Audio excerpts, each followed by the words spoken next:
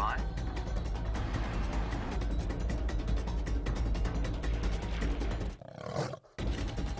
Five, four, three, two, one. You are live, you are live. Hello and welcome on this somewhat miserable winter's day. We have the most incredible thing to show you. You're on a live safari from the middle of the African bush in the center of Djuma actually, with the royal family contentedly sleeping off a meal. And can you believe it? You are watching a leopard family plus sleeping cub off to the right from all four corners of the globe, which is an expression I have never understood, and yet this is a concept that continues to blow my mind every time I think about it. It's absolutely extraordinary. My name is Jamie, and this afternoon I have Dazzling Dave on camera with me, and we're terribly excited.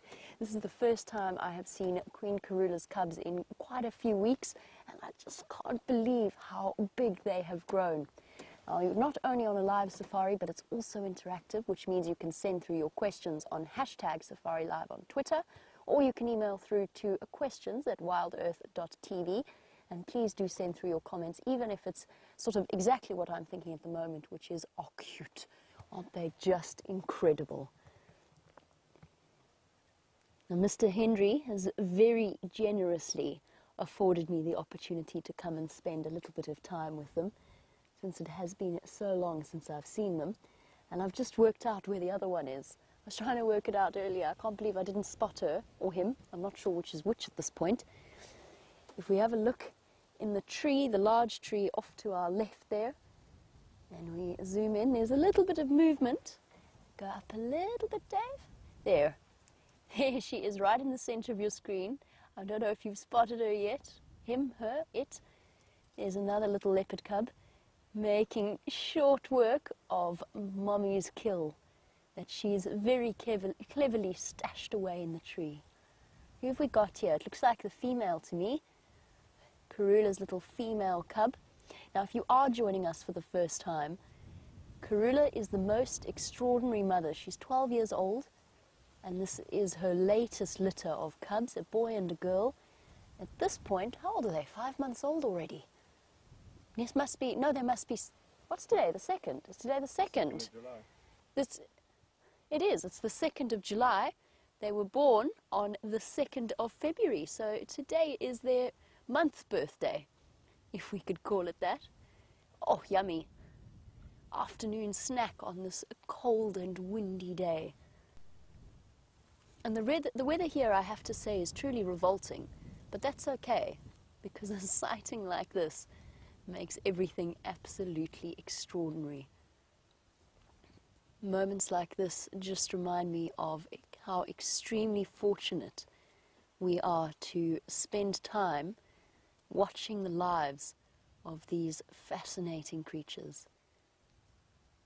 Yummy. Amazing. 5 months old and totally weaned. Oh, look at those claws. Can you see them there? Coming out. Already equipped with the tools that they will need once they reach adulthood. I have to say, there's something extraordinary about this little girl. I think it's just because we've seen them from such early stages of their lives, and it's her incredible brown eyes. I've never seen a leopard cub with such almost, I don't know how, chocolate-colored eyes. It's going to mean she will be forever easily identifiable. And this morning started off with an extraordinary moment where I saw the aunt. Have I got that right? Wait, not aunt, sister. She's their sister, sorry. Familial relations with leopards tends to get a bit confusing, because we saw Karula's nearly 10-year-old daughter, Tundi, her oldest daughter, this morning on Cheetah Plains. Oh, look at those little canines. I'm a fierce predator, or at least I'm going to be in a few months' time. While we think about shuffling around and getting a close look perhaps at the royal prince, let us go across to the wonderful Mr. Henry so that he can say hello to you all.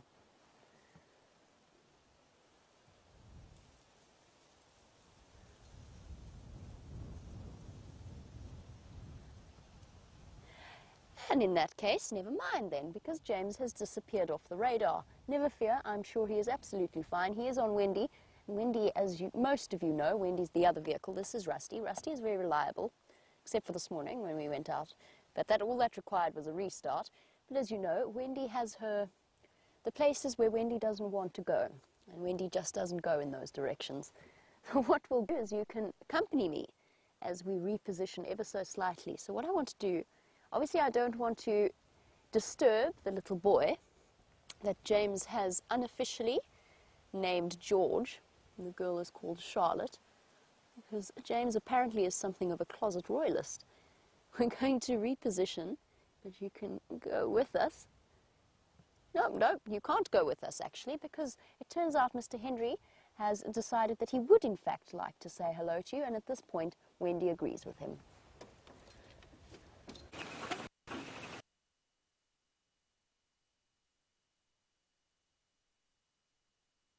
I mean, I've never been called the wonderful Mr. Henry. Oh, for God's sakes.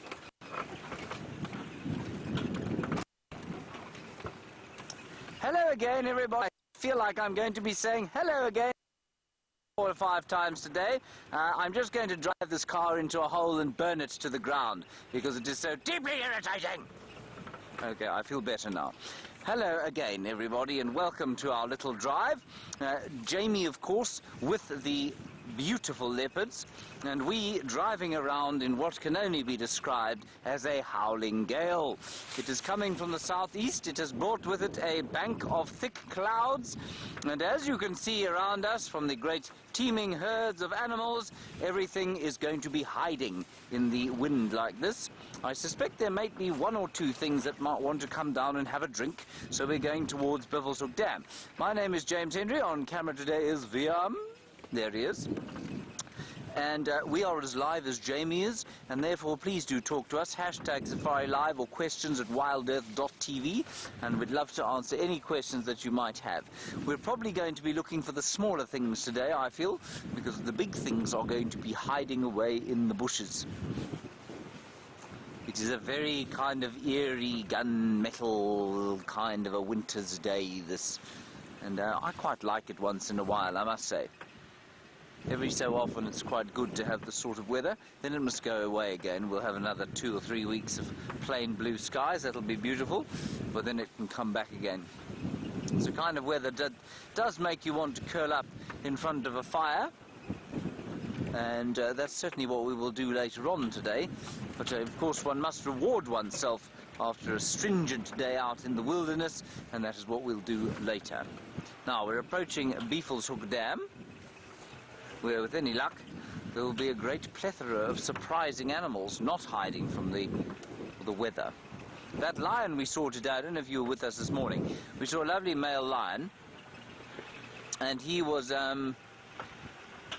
lying sort of resplendent in the sunshine this morning, and then Herbert went back to look for him just before we went on drive, and he isn't around anymore. He's decided that he's had enough, and I suspect he's gone into the thick drainage line, to the thick bush, where he can lie amongst the leaves and shelter from this fairly stiff southeaster. Very dry kind of weather this. I know it looks like it might be wet, but this wind is quite desiccating.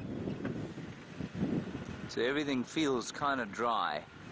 Hippopotamus absent.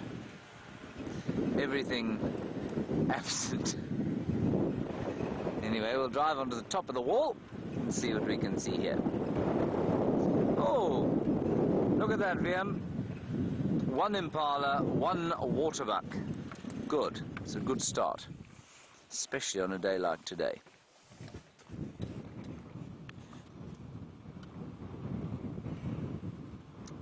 A waterbuck bull, an impala ram. Hello, Okie in Oklahoma. Okie from Oklahoma.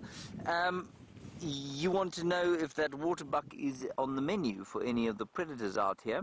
Okay, yes, lions especially. It is said that they are not edible because of the very strong musky glands that they have under their skin, but I think the lack of, or the infrequency with which we see them being eaten has far more to do with the fact that they are very big and they have those rapier-like horns, which means that if they, anything that wants to eat them has to be sort of lion-sized or at least very large hyena-sized. And so yes, they will be eaten by lions and spotted hyenas, but not very frequently, and perhaps there's a certain amount of deterrence because of that musk gland, but certainly you will find that lions eat waterbuck very happily. And I think these two males are hanging about with each other for safety. I'm not sure why this impala should be on his own. It's a little bit odd, but see how he's going to see his new friend, and they'll probably go off into the woodland together, both of them hoping that the other will be eaten. As we do that and the impala disappears, let's go back to Jimmy Patterson and the leopards.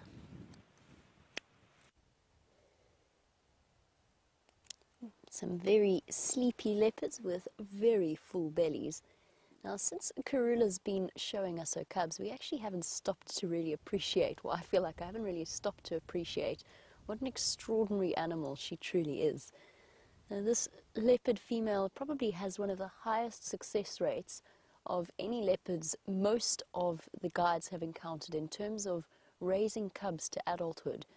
Well, a typical leopardess has all kinds of struggles facing her, and there's a sort of standard mortality rate of about 70% of leopard cubs that do not make it beyond 1 year old. And yet somehow Karula has defied the odds, and at 12 years old she's done the most extraordinary job. At the moment she has two very healthy little babies.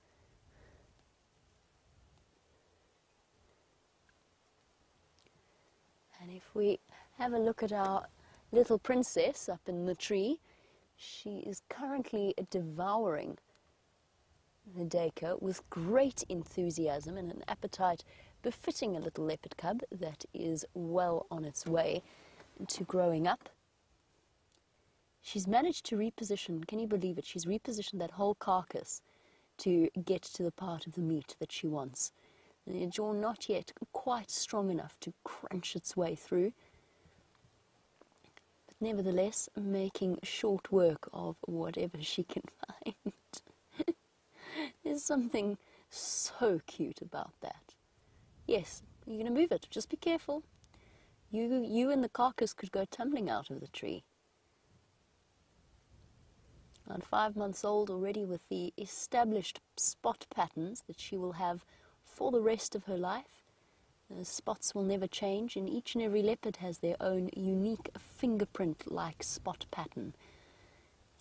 And I think she's got a W on her forehead. Her mom has the word wow written in her spots. I think the little female has a W. And moving it about. Now, Kim, just on the subject of spots, you were wondering if there's ever been a leopard that was born without spots. And the closest answer to yes would probably be, oh, you're so strong. Look at that. Feet all spread out, claws right out. Sorry, Kim. I'll be back with you in a moment, but I'm just watching her reposition. It really is fascinating how incredibly powerful they are, even at 5 months of age. That carcass probably weighs what she does, and she's just been hoisting it around. So Kim, a leopard that is melanistic, in other words, has a very high concentration of melanin, is born black. However, most of them you can sort of see the spots coming through underneath the blackness of the coat. So it's not really born without spots, but they do have very, very high concentrations of melanin. So yes, in that sense, you would get a leopard born without spots.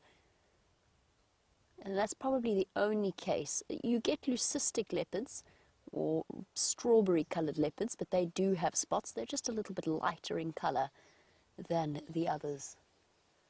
Oh, And while we've been busy watching his sister, George has decided to roll over and give us George. Now I'm using James's names, which is a dangerous habit to fall into, because when they do get their official names, it's going to be a very difficult one to break. But the sleeping prince has rolled over to give us a perfect view of his spotted white belly that looks as though he's swallowed quite possibly some sort of small ball. He is so round. And I'm not sure there is a leopard cub in the world that looks more contented than he does at this point. Yes, have a jolly good sleep, little one. You've got so much growing to do still.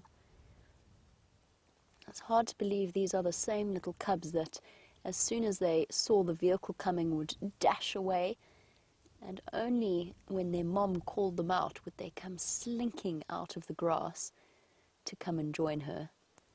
Now he doesn't look as though he could be, or that he is in any way stressed out by the presence of the vehicle, and it's the sort of the constant ethical guiding in the Sabi Sand, which is why we're so lucky to be here, and why it is so famous for the opportunities to view these animals behaving as they naturally would.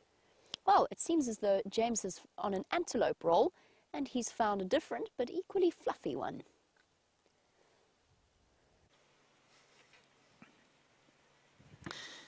There is a kudu, everybody, and as you came live to us, you saw two zebras running out of frame, and the rest of the kudus are coming down through the woodland over there. That's quite a good return for a day like today. I'm going to sneak forward. It's a really nice kudu sighting, this. There's a fairly large bull with them, and some lovely cows. Hello, ladies. There, nice to see you on this blustery day. There they go. Now, the social structure, of course, of kudu, semi-related females, their offspring, and one or two bulls, sometimes sort of in attendance, but usually not with the herd. He's relatively young, that chap. You can see his horns have got 1.5 full twists, which must make him roughly 3 years old. 1 full twist every 2 years. And they're big, you know, they're tall. They're probably about 5'5" at the shoulder. And two lovely bulls, all roughly about the same age. Maybe those ones slightly older, about 4 years old. And coming, lurking behind them, the zebra. Everything hanging around with non-conspecifics. In other words, animals not the same as themselves for security reasons. That impala and the waterbuck, the zebra and the kudu. And I think the zebra probably are two young stallions without a kinship group. And so they're a little bit nervous. They don't have a sort of family home of their own, Viam. They must hang around as the pariahs of society for the next little while until they've managed to take themselves some wives. And there they all go down there. I think they're going down to have a drink, perhaps. They're heading towards the dam, or at least towards the thick bush on the fringes of the drainage line that lead to the dam. And can you hear the wind rustling? You can see the leaves swaying from side to side. And look how cleverly coloured they are.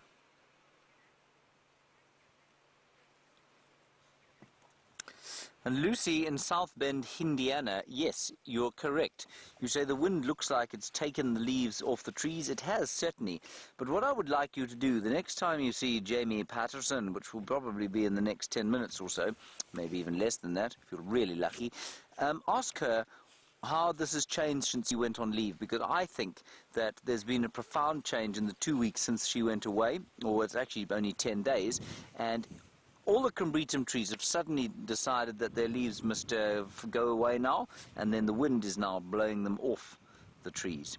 And I think if you ask her, she'll tell you that there has been a profound change since she was last here, and it happened almost overnight one day that all the combretum trees suddenly decided that's it, and you could see on the horizon everything went this kind of yellowish, greenish, copperish colour.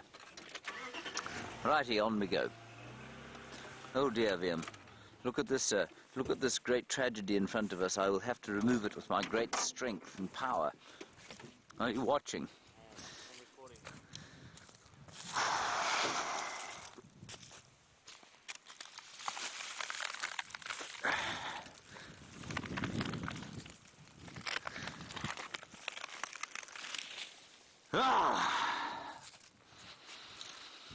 Are you impressed? Yes. Good. It's good to do a bit of exercise, man. Keeps you young, you know. Keeps you young. On we go. The zebra and the kudu are coming back this way.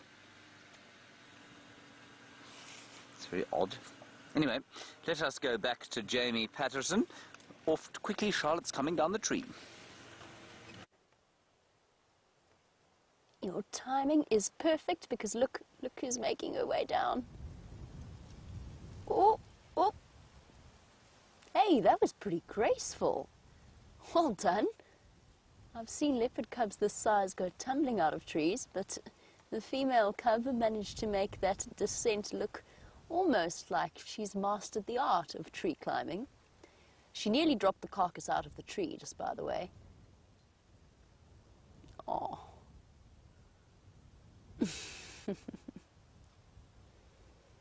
Oh, that's so sweet. Little bit of affection there between mom and daughter. Quickly clean away all of that daycare that I'm sure she's got everywhere. Karula making sure that her cubs stay clean, even when they resist. She was lying on the carcass earlier, so Karula doing a fantastic job of sorting her out. Cleaning paws away. No, Mom. Mom, I don't want a bath. I'm done now. I want to fight. I want to play fight.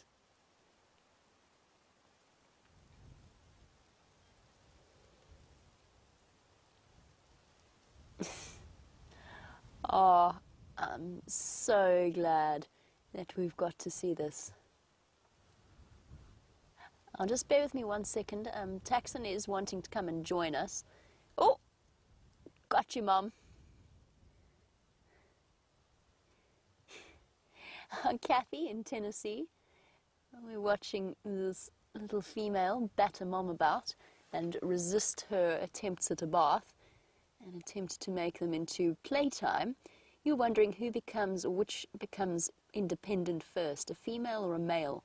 Interestingly enough, it's the female cubs that tend to become independent faster. They just generally show more independence than the male, even if they're a little bit shyer at first. They're usually the ones that start play hunting first.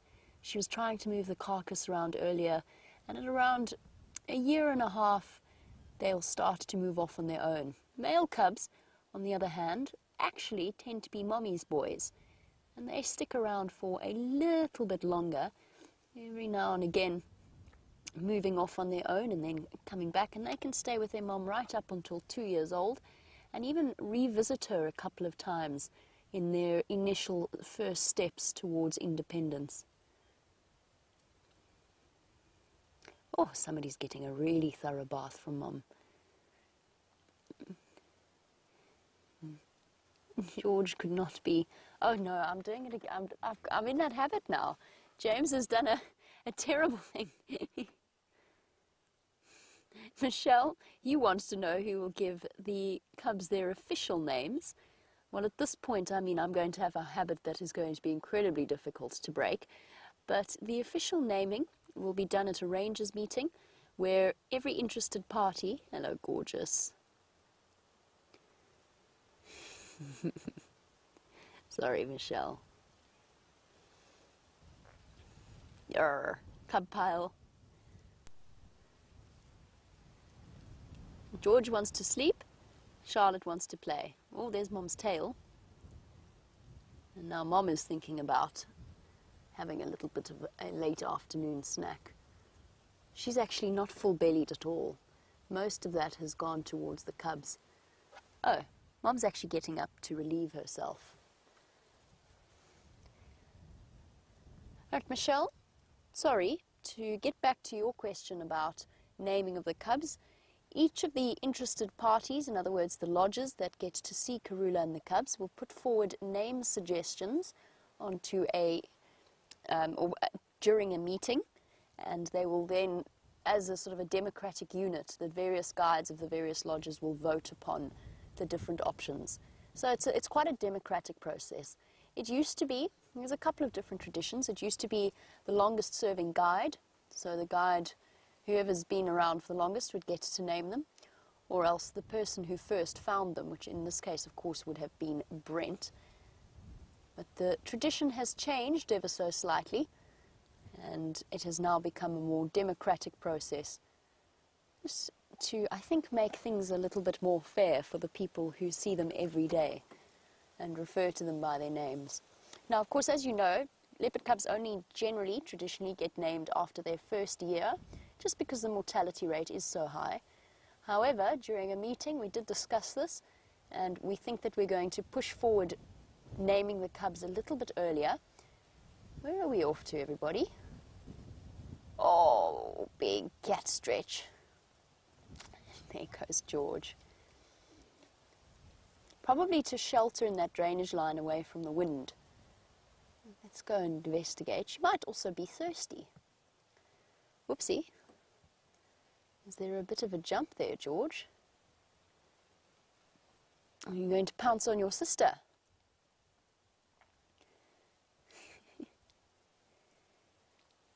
But yes, we are going to try and name them a bit sooner, because otherwise we're all going to start calling them George and Charlotte.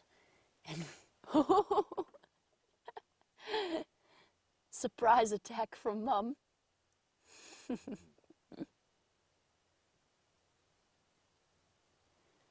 Oh, wow. We're extraordinarily privileged to be able to witness this. Hey, Karula, you don't look like you've eaten much of that dacre at all. Oh, hello. Number 2 has arrived. Watch out, Karula, there's a cub there.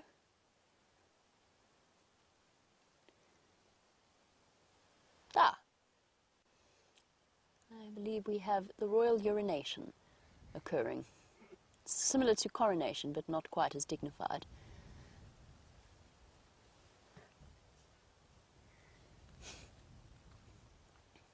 Yes, that's yours, Karula. Here you go. Just like domestic cats do. Genteel, ever the lady, now covering up the remains of the excretory process, whilst being carefully watched by George, who I think is definitely not going to be taking notes because he's a male leopard. He'll do things a little bit differently. Oh no, we were just digging a hole for the second half. There is a sentence here I never thought I would use, but I think that the Queen is feeling a bit constipated. But there we go. We have relief as George watches on. Sorry, George. He looks relatively unconcerned. He's also got relatively brown eyes. It's fascinating. What you doing, Mum? I want to play. Now I want to play. How many of you at home have got kids that at that point when they're toddlers or grandkids that you haven't really even got an opportunity to go to the bathroom on their own? Oh, ambush. Oh, Mum proving the superiority of her climbing skills. Leaving the cubs far behind and coming to enjoy a little bit of whatever's left of the dacre, whatever scraps they have left her with.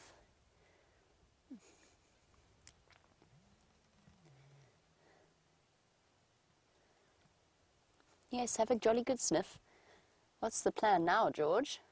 Mum's up the tree. Sister's gone who knows where. Who are you going to follow? Probably probably the sister. Now, Charlotte in PE, not Charlotte the leopard cub, you were wondering, oh, big yawn, showing off those fearsome canines. You were wondering whether it's possible to have leopard cubs sired by two different fathers from the same litter. Interestingly enough, we don't know, and that's why this Panthera scat analysis is going to be so incredibly fascinating when we do actually find out the results. So what we're doing at the moment is we're collecting leopard scat in order for them to do DNA tests on the paternity of the different leopards, because as you can imagine, it's pretty easy to figure out who mom is, but dad proves to be a little bit more tricky, and I'll explain a bit more in a moment. Go ahead, Tax. Just need to help Tax come and join us.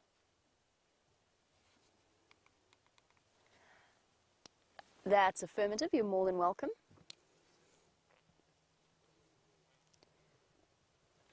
Okay, guys, we're going to reposition before Tax gets here. We are allowed to have two people in the sighting at the age that the cubs are at, so we don't have to leave just yet.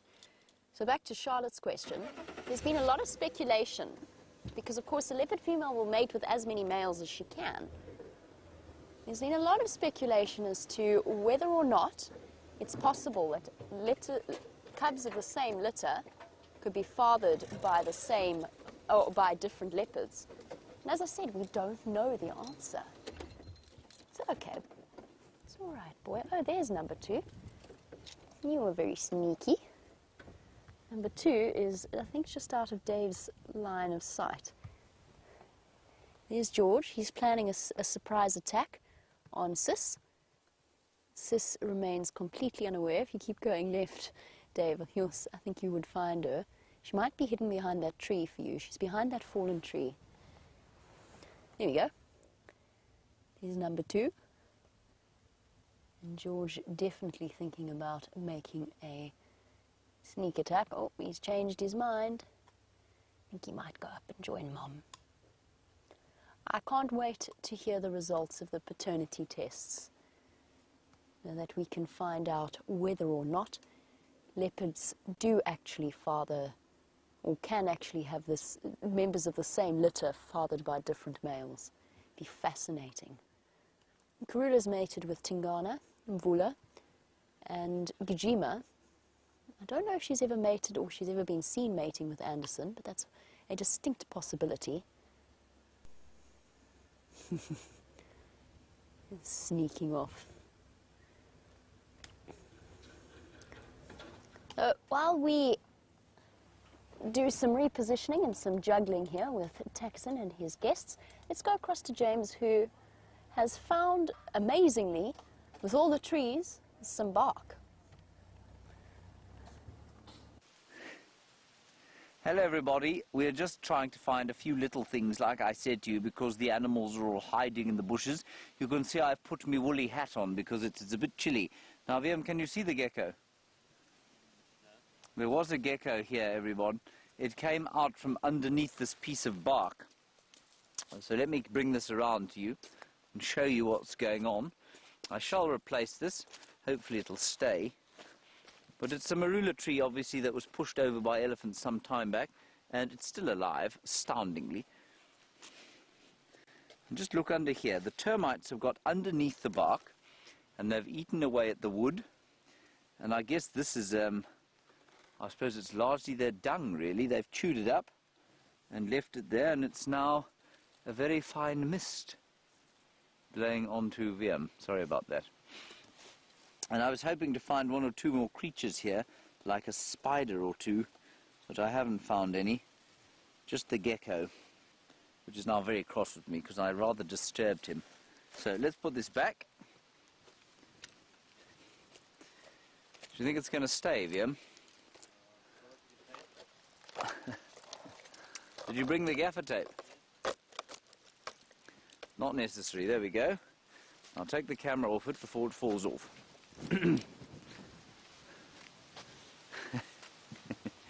We've come along the eastern boundary. This is Torchwood over here, and yeah, it's as suspected.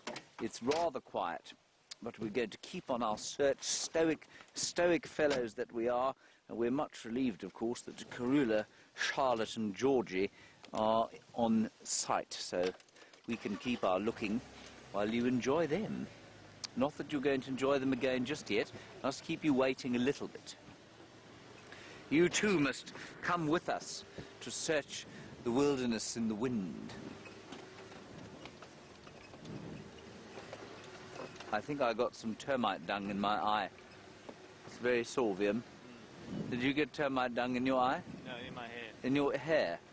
You're lucky you have hair. I know. I'd love to say I got termite dung in my hair. I'll give you some of my hair. No, I don't want your hair. I want my own hair.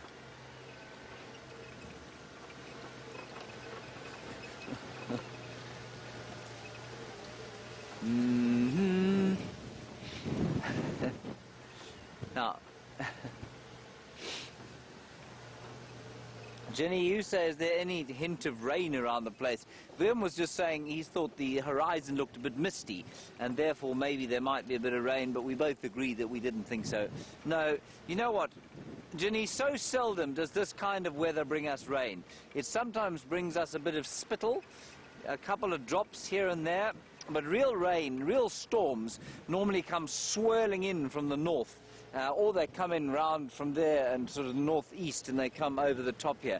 This is a front, and these fronts very seldom bring any kind of rain. They just bring fairly foul weather.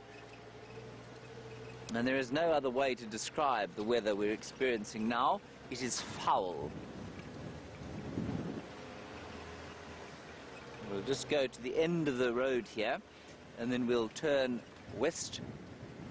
And I'm going to then go up to Mulwati drainage or somewhere around there and see if that lion hasn't taken shelter somewhere around there. Then why are you looking at me suspiciously? The mic's doing weird stuff. My mic's doing weird stuff. Yeah. Aaron, hi, in New Zealand. You say, is there any reason we don't see pied crows here? Aaron, we do see pied crows here every so often. In fact, the last time I saw them was about a week ago. What is the matter? Liam says, my mic's doing strange things. I apologize if my sound is breaking up at all. It's fine on Kirsten's side, that's good. Liam, stop looking at me like that. Aaron, we do get them every so often. Then they are an indigenous species, but they're not common here at all. And I don't really know why that should be the case. I guess they're just outcompeted perhaps by birds like vultures and other birds of prey, because they do share a very similar diet, but they're obviously not competing for them. And they also do rather better than vultures and other birds of prey in urban situations. And so normally when we see pied crows, they're in sort of urban situations. Right, we have very successfully driven the length of cheetah cut line without finding one mammal. Well done to us. Let's go back to the leopards with Jamie.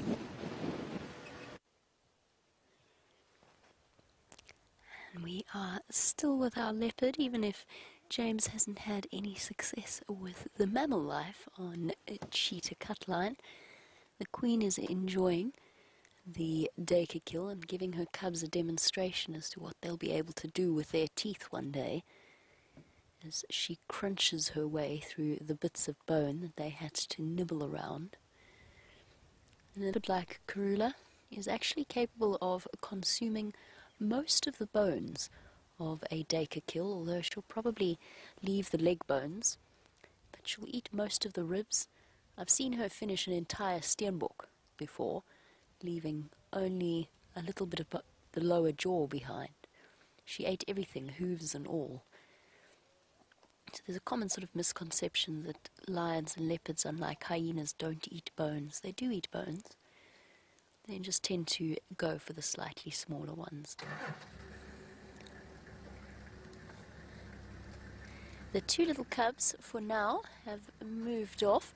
But I think they will be coming back up in a moment. Now, Deb, in Ohio, you were wondering about how old the cubs will be before they go their separate ways and whether or not they will know each other when they meet up again. It's always an interesting question. Yes, just to answer the second one first, yes, they do seem to know each other, leopard siblings. That being said, that doesn't mean that their greeting will be joyous. So Even between mother and daughter, or father and son, leopards are by nature solitary and territorial, which means that they tend not to be very tolerant of another leopard of the same sex. Different sexes, so a male and a female meeting up, might be a little bit more peaceful, a lot less growling, perhaps less posturing over the territory. And it's one of the big things about male and female leopard cubs is that the females tend to stick around close to home. The males, when they reach full adulthood, will actually move quite a bit further away. And when they separate will depend upon, as I said earlier, the female cubs usually reach independence first, so she most likely, Karula's female cub, will be the first to go. She'll move off at around 1.5 years, maybe a little bit older. So that will be the time in which the leopard cubs separate from each other. Now, I am whispering just because there is another vehicle here in the sighting. I don't want to ruin the sighting for them.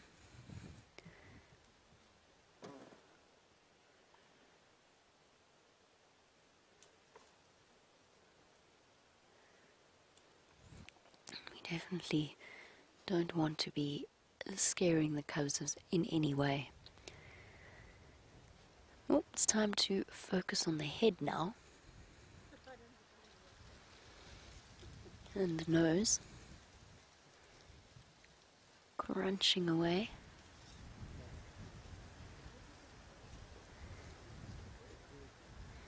And you'll see she licks the carcass first before she bites into it and strips away a little bit of the hair. Oh, goodness. Quite a macabre sight. You can see her using the carnassial shear, the molars at the back of her mouth, to crunch through, eat the nose and the jawbone. And she's finding it tough work, hard going at the moment. But then she's not ravenous, so she's quite happy to take her time.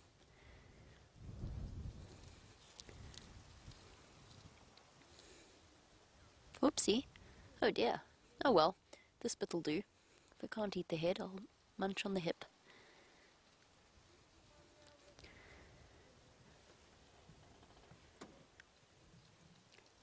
Now she's put this carcass up nice and high, and as with all leopard kills that have been pulled into trees, they do show a preference for trees with lots of leaves to help hide the carcass. And that's not just to hide it away from lions and hyenas, it's also to try and keep it away from the prying eyes, very, very sharp eyes, of the birds of prey. And once a tawny eagle descends, what they will do, a tawny eagle or a batalier or one of the other scavenging raptors, they can actually knock the kill onto the ground and then make it easy for something like a hyena to come through and carry it off. So they try and hide them away as carefully as possible.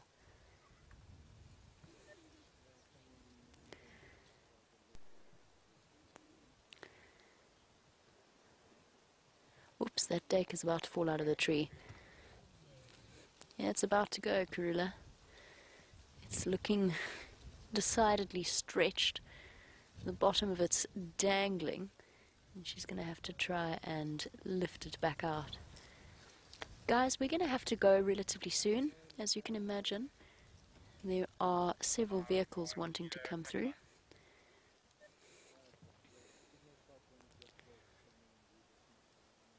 I just want to chat to Taxon, guys. Hold on 1 second. I'll pull out. Tax, I'll pull out when Warren comes. It's fine if you guys want to wait. Yeah, it's perfect. The track's right up there. The vehicle tracks.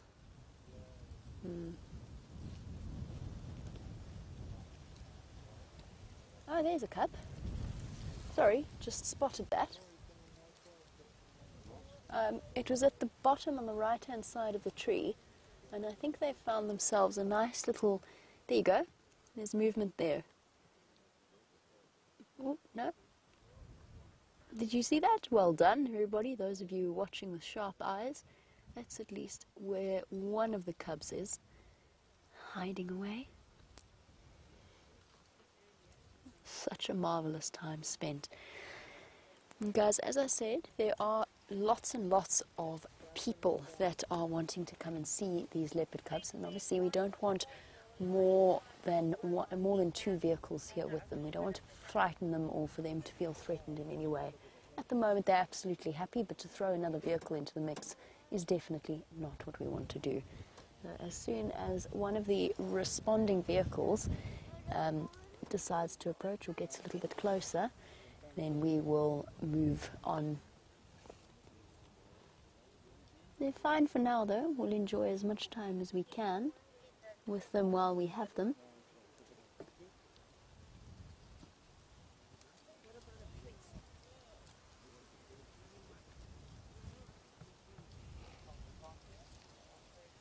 I'm glad she's managed to snatch some food. Will the cubs eat all of it? Well, we spoke before about the possibility of, or the amazing ability of James to find some bark. He's now accomplished the almost impossible in the Sabi Sands, and that is to find a rock. Let's go and find out what he's up to.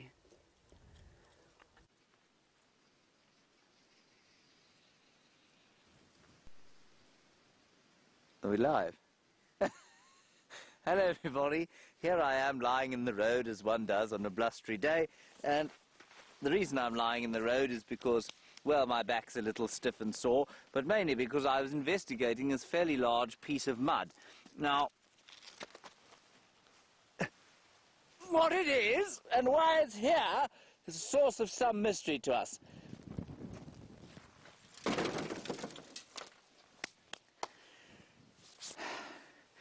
It's a piece of termite mound, and how it got there, I suspect, is evidenced by or is probably a result of what I can hear through there, elephants going, oh. And elephants like to play with these things. They pick up rocks and they put them in the road, and they pick them up with their trunks and move them around and then leave them about the place. But where it's come from, I couldn't tell you. Can you see it's very clearly a termite mound, and it's very clearly termites have been living in it, and roots have grown into it. So it's an old piece of termite mound, but I can't see where it's come from. Yes, I can. It's come from here. It's come from underneath this tree. So the termites have eaten away the wood, the dead wood of this tree. They've built that mound. It's probably not one of those big fungus-growing termite mounds. And an elephant has come, kicked this away, eaten a bit of the roots, and picked it up just kind of because it's fun to play with, and their tracks are all over here, and dropped it here on the road. Very selfishly, I'd ask them to next put them away. Shall we move this again, Viam? Put it back in its hole. It's quite heavy, Viam.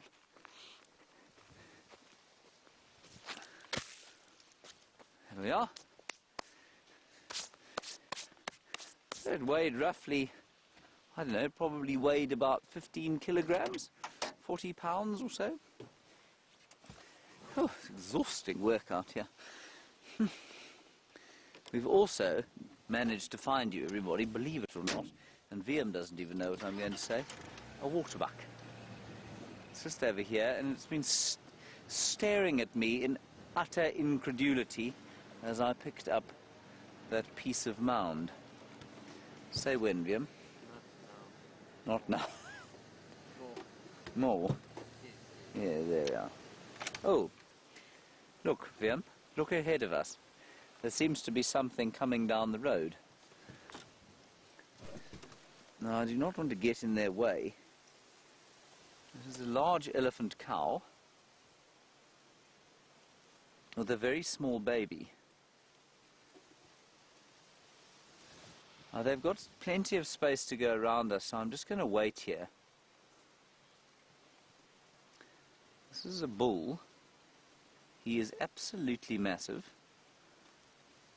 He's not fully grown, but he's still fairly substantial. In fact, he's very substantial indeed. Was it you who put that thing in the road? Not. Okay, fair enough. I think I'll believe you. Now, I'm making light of the situation, but he is very large. But because he's not, he's probably about 20 years old. I don't think he poses too much of a threat to us, and I haven't blocked their way entirely. They could move around us. This is fascinating. This is a bull. I can't see an adult cow with them. There's a young cow there with a very small baby. You see there? And she's lactating. That's definitely her baby. Look at him protecting them. You see him protecting them there? He's just got himself between them and us. And the little one, look at the tiny little thing. This is really fascinating, everyone. And he's put himself between her and us. It's another cow. No, that's a young bull. It's a young bull. And it's like he's looking after them. Good on you, fellow.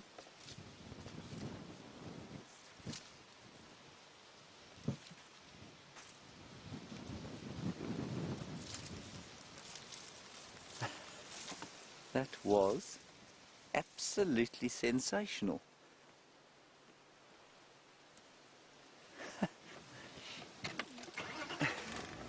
Isn't that amazing? All right, let's quickly go back to Karula for one last look.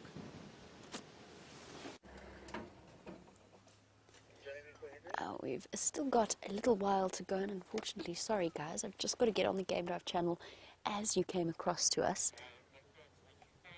Never mind, there's a conversation going on. So we've got one last look at Karula. The cubs are hiding below in the drainage line, and her carcass is in half with one very thin strip of skin, and it looks as though it's about to fall on top of where her cubs are hiding. She's just managing to cling onto it and keep it on, but it's about to go down. Oh, lifting it up a bit. Yes, girl, you better change position or that's going to go flying.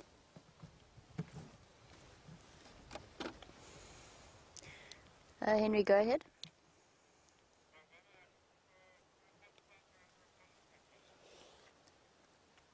Henry, I think Orbs has got standby after Andrew, but you can take it after him.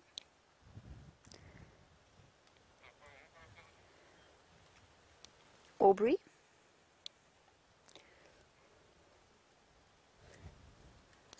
No problem. We're going to move out as soon as Andrew comes through.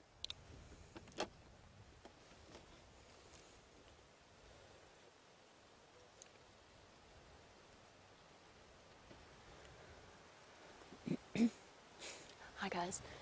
Cubs are down there. Yeah. Here we go. Munching away. As you can imagine, everybody wants an opportunity to have a feed on these Dacre carcasses.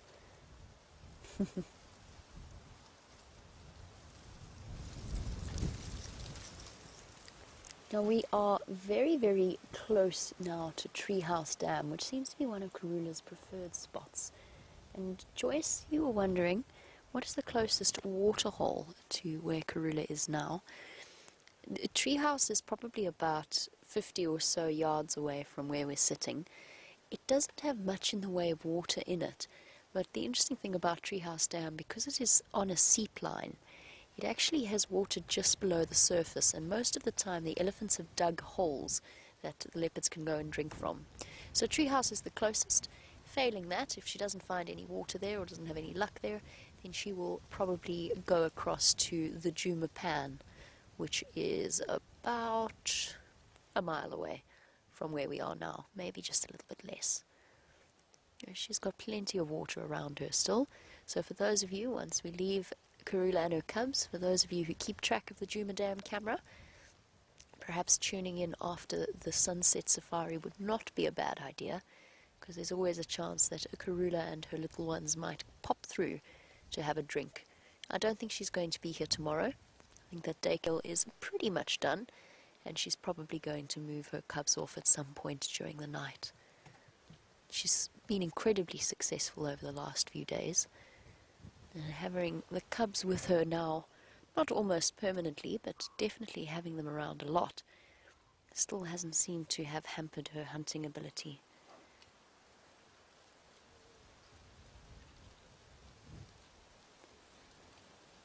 Just trying to see if the cubs are going to pop their heads up, but I think they've gone to sleep with very, very full bellies on the other side of the drainage line, or in the drainage line itself, giving Mom a bit of peace to enjoy whatever's left. Oh, that didn't look like a particularly appetizing bit that she's crunching away on. Okay, guys, it comes time for us to move off. We're going to let Andrew come into the sighting, so we'll bid the Great Queen a farewell for now. We've spent, oh yuck, she obviously didn't want that bone shard. We've spent a marvellous time with her and the two cubs, and it's time for us to give other people a chance. Whispering away into my microphone so as not to make too much noise. And we're going to send you back across to James while we pull out of the sighting, and we'll see you in a little bit.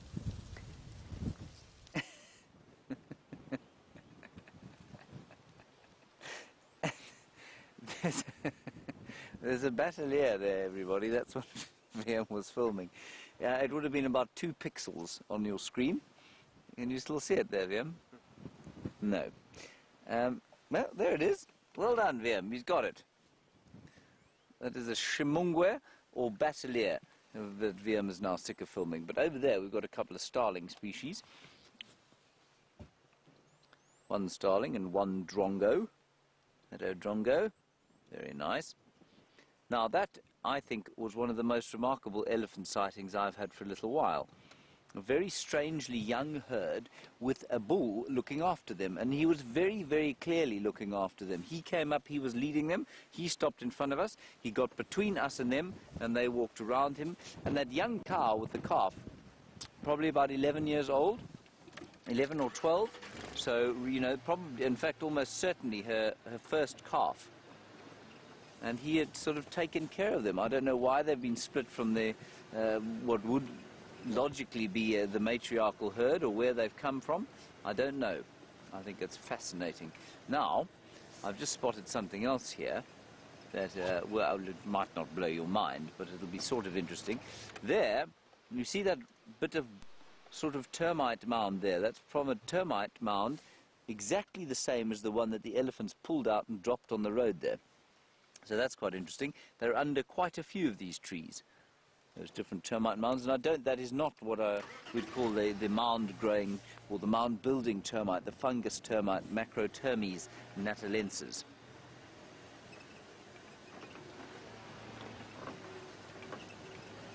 Hello, Foxhat. Very nice question. We were looking at the termite mound, and we were looking at the dung inside the dry wood termites had left inside the inside that wood earlier, and you want to know if termite dung is fertile. I would say most certainly. If you look at termite mounds, they are filled with termite dung, obviously.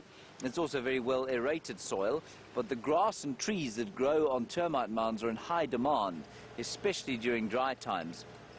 So yes, almost certainly I'd say the termite dung is very, very fertile. Termites are one of the very few creatures, of course, that are, well, they're not one of the few creatures, but they are able to digest cellulose and lignin, which are the structural components of plants, and they do that either by actually having cellulase, which are the enzymes that digest those things, or they grow the fungus gardens.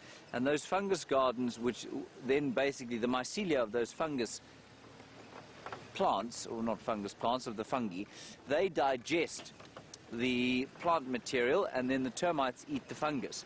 And that must make for a tremendously fertile kind of organic, rich soil in the mound and underneath it. And you combine that with the fact that they normally reach the water table, they're very well aerated, and you have an area conducive to much plant growth. Nice question. We're now heading down the sort of middle of the reserve, middle south, and heading for the Mulwati drainage line, and we'll go and see if we can't spot that lion that we found this morning. I think he will be in some very, very thick bush at this stage, though. And this wind is very strong and unremitting. This is where you and I first saw Karula. Do you remember that fond day, those halcyon days so many years ago? Yep. So many years ago being roughly 12 months ago. Your memories. Ah, the good memories, yes. Perhaps a buffalo or two around here.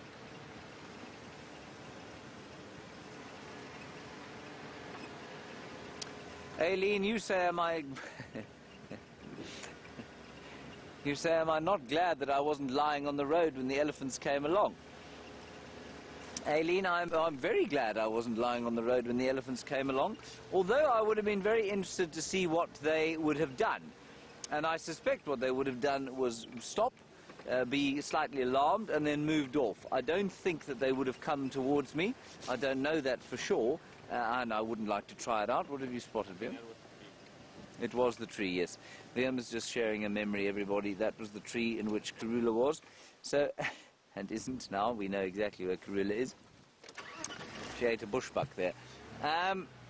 Aileen, it's quite interesting. I think that that bull would have come up. I don't think he would have come near me. I think he would have seen me there. He may have trumpeted. He may have shaken his head. If I'd lain completely still, I think he would have walked around with the herd in almost the same way that he did with the vehicle. They're not inherently nasty, vicious creatures who, you know, would take lightly to killing a person. Yes, they do kill people from time to time, but that's normally when they're feeling extremely threatened. And a human being lying on the road like that, it wouldn't be a threat to them. And certainly you hear stories of people sleeping under trees, passed out, and waking up with elephants sort of smelling them.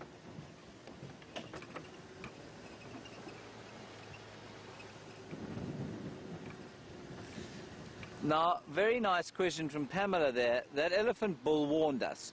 So he shook his head at us, as if to say, don't, you know, I'm not that comfortable with you here. And you say, do I think I could have, or if I had backed up, would he have remained calm? Yes, I do think he would have remained calm if I backed up. If I'd started the engine, I think he probably would have got a fright. I just didn't feel any sense of threat from him. Now, as we drove away, I thought to myself, am I not being rather complacent about this? Am I not being guilty of getting the Sabi Sand complacency syndrome? I don't think I was. I'm going to give myself the benefit of the doubt there, because he approached us. We were parked on the road. We didn't drive up to them. We stopped there. They came towards us. And normally what that would mean is that unless he was being overtly aggressive, which he most certainly wasn't, they were coming down the road, they stopped, they decided what we were, and they moved around the side. And that's generally what they will do. He also wasn't a great big bull of, say, 40 years old in must.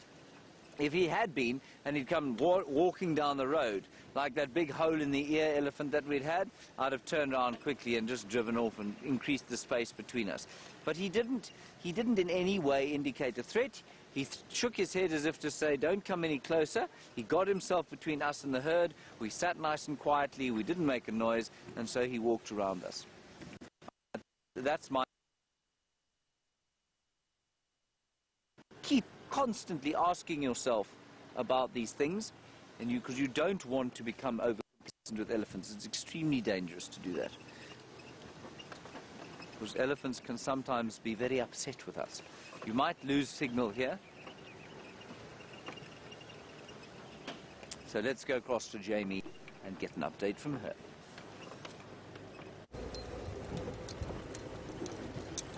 Oh, we're just pottering about now. Dave and I can't really wipe the smiles off our faces, because an afternoon doesn't really get better than that. Even if the weather is a little bit miserable, another glorious afternoon in the winter African bush. The intrepid Wild Earth team will go out no matter the weather, unless it's raining really hard, in which case we won't go out. But other than that, wind and cold. Sorry, hold on one second. I think I just got a very strange game drive comm there. Last station, sorry, please go again.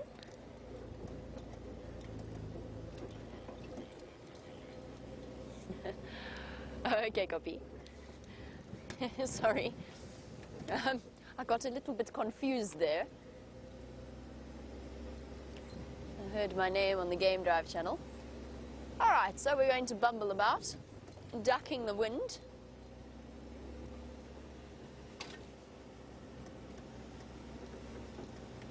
And welcome to Ronan, who is one of our newer viewers.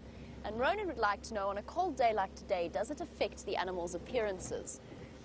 It does, to an extent. So let's take physical appearance first. A lot of them are hiding away, first of all. A lot of them are lying down, second, just to try and shelter away from the wind a little bit. And a lot of them are more puffed up. So just like human beings, when we get goosebumps when we're cold, the animals do the same thing in order to trap warmth underneath their fur, which is why impala look a little bit of a darker red color. The different antelope species appear a bit more fluffy, if we could use that term to describe it.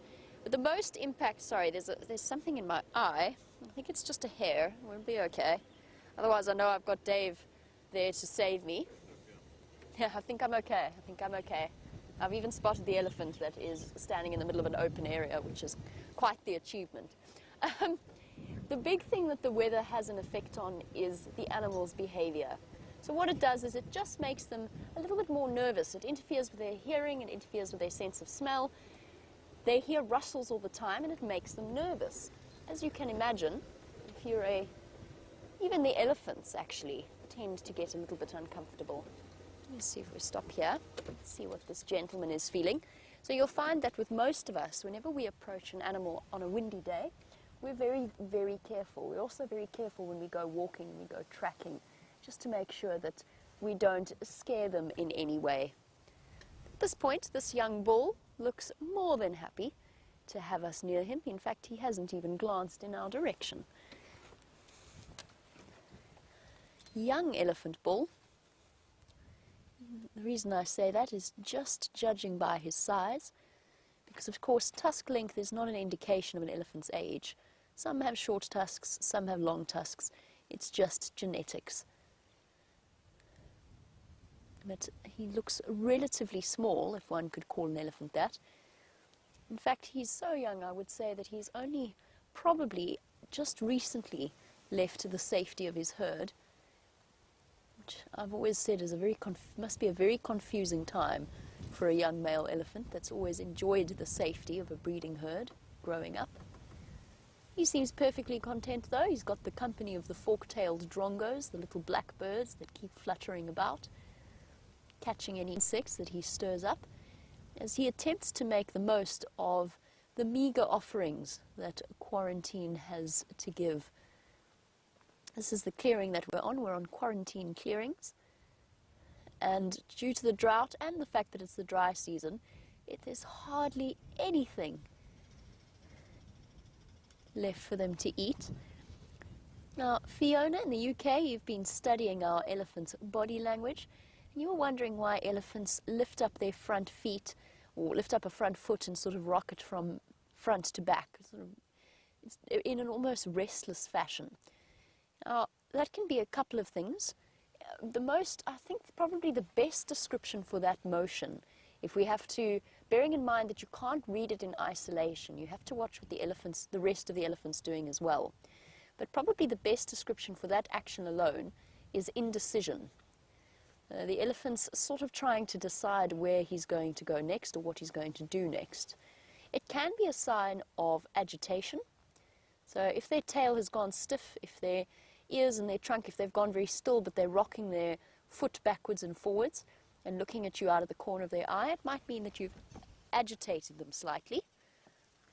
In a resting position like this, it's just an elephant being an elephant, kind of like where you've been standing for a long time and you shift your weight onto one hip and bend one knee. That's sort of what an elephant does. What he's doing there, though, is different. So he's actually using his feet, that motion there, when it's touching the ground in the way that he's doing, that's because he's uprooting the grass. So he's using his foot in conjunction with his trunk to help him get to the growth points and the sort of the most nutritional parts of the grass. And as you can imagine, not very, but the brown inflorescences and stems that are still above the surface of the ground are not very nutritional. That's not a word. Nutritious, that is a word. There we go. Got there eventually. So he's just digging up. You can see how windy it is. Every time he kicks the sand, there's just billows of dust. Hey, boy. Not very pleasant weather for you guys either. You can imagine what it's like. You know what it's when you sort of have a repetitive noise of maybe somebody's doing construction work on a house next door, or drilling, or using an angle grinder, whatever it may be. You know how that noise, a repeated noise after a while, starts to irritate you. Now imagine if your hearing is super sensitive, as an elephant's is, or most of the animals out here, far better than ours. Now imagine you've got to block out that constant gusting of wind and rustling of leaves. I know James talked about it earlier, about how everything's dried up, the leaves are all falling off the trees. Imagine how distracting that must be. That constant, almost overstimulation of your hearing.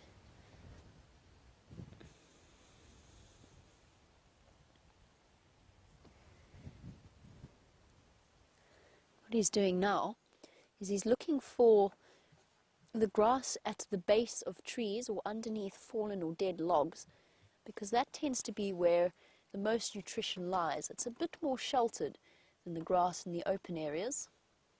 Oh, there was nearly, I don't know, those of you with keen eyes might have seen the near collision between the hornbill and the drongo that nearly occurred there. They almost flew into each other. Not terribly easy fluttering about in this kind of wind when you're only a couple of grams in weight.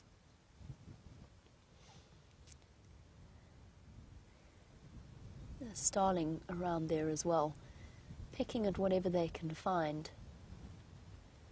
And behind him, sort of the elephant in the room, so to speak, is the final control tower. So that is our signal being broadcast at the back there.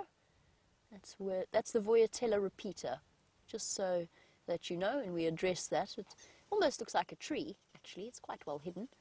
But right above the elephant's back, the tower is peeking out. And that is what gives us our ability to broadcast our live safaris. Phenomenal.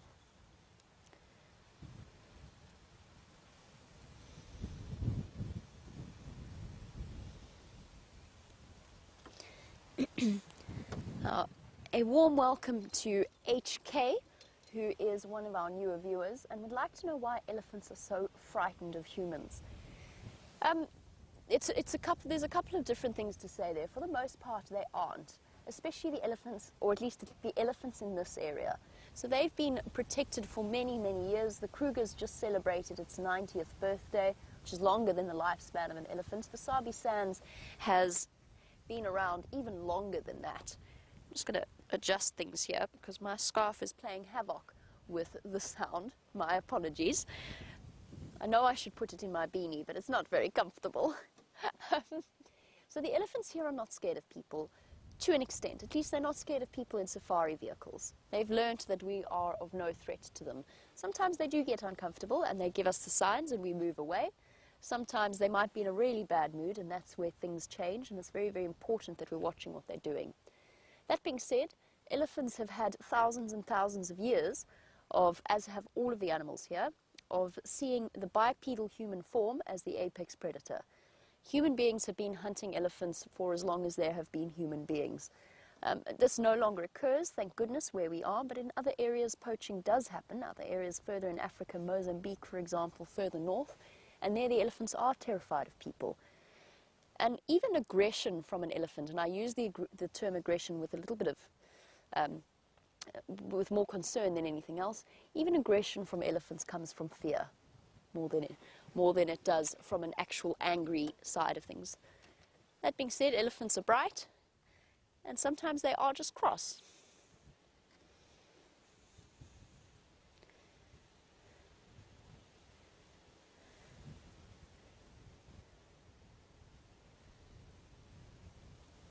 Hello, Christy, who is in Virginia Beach and with her 4-year-old daughter. We're at a teacher conference in Virginia Beach. Now, Lauren, who is 4 years old, hello, Lauren. Welcome on safari. I hope you're enjoying this elephant. Now, you want to know do I know how old this elephant is? Do I know its name? And how much does it weigh? So Lauren, I don't know this elephant's name. We haven't named all of our elephants just because we're so lucky we've got so many that we couldn't possibly keep track of all of them. But it is possible to identify different individuals. Let's have a look at his ear. Look really closely. See that little cut? That little hole on the edge of his ear? That will stay like that forever. There we go. Thank you, Dave. So we'll always be able to identify this elephant. And Lauren, if you want, you are more than welcome to give your elephant his name. I'm happy to hear what you would like to call it. Now, in terms of age, I said it's a young boy. It is a boy because he's all alone. The girls always stay with other elephants, but this boy is all on his own. If I had to guess, Lauren, I think he's maybe around his late teen years. Might be a little bit older, but I think he's a teenager. He's a teenage elephant. Maybe if we say 16, 17. Isn't he beautiful? Now, at 16 or 17 years old, a teenage male elephant weighs, Lauren, probably weighs about 4 tons, which is close to about 8,500 pounds. So this elephant bull weighs more than me, it weighs more than Dave, me, and the car all put together. That's how heavy our boy is. And Lauren, it's up to you. You are welcome to name this elephant. He's having a marvelous time here. Dust blowing everywhere. Shame. And the animals do, at this point, have to scrape out something of a meager living. And I'm quite surprised to find an elephant here on quarantine trying to get to the root systems. They've been focusing mainly on the trees, but there might be a few sort of smaller plant species that are there that he's getting to, helping to keep quarantine clearing. Look at how he's using his trunk to sniff and then grab whatever he kicks up. So he sniffs about with his trunk, and there he kicks to uproot the plant, and then he grabs it, and then into his mouth it goes.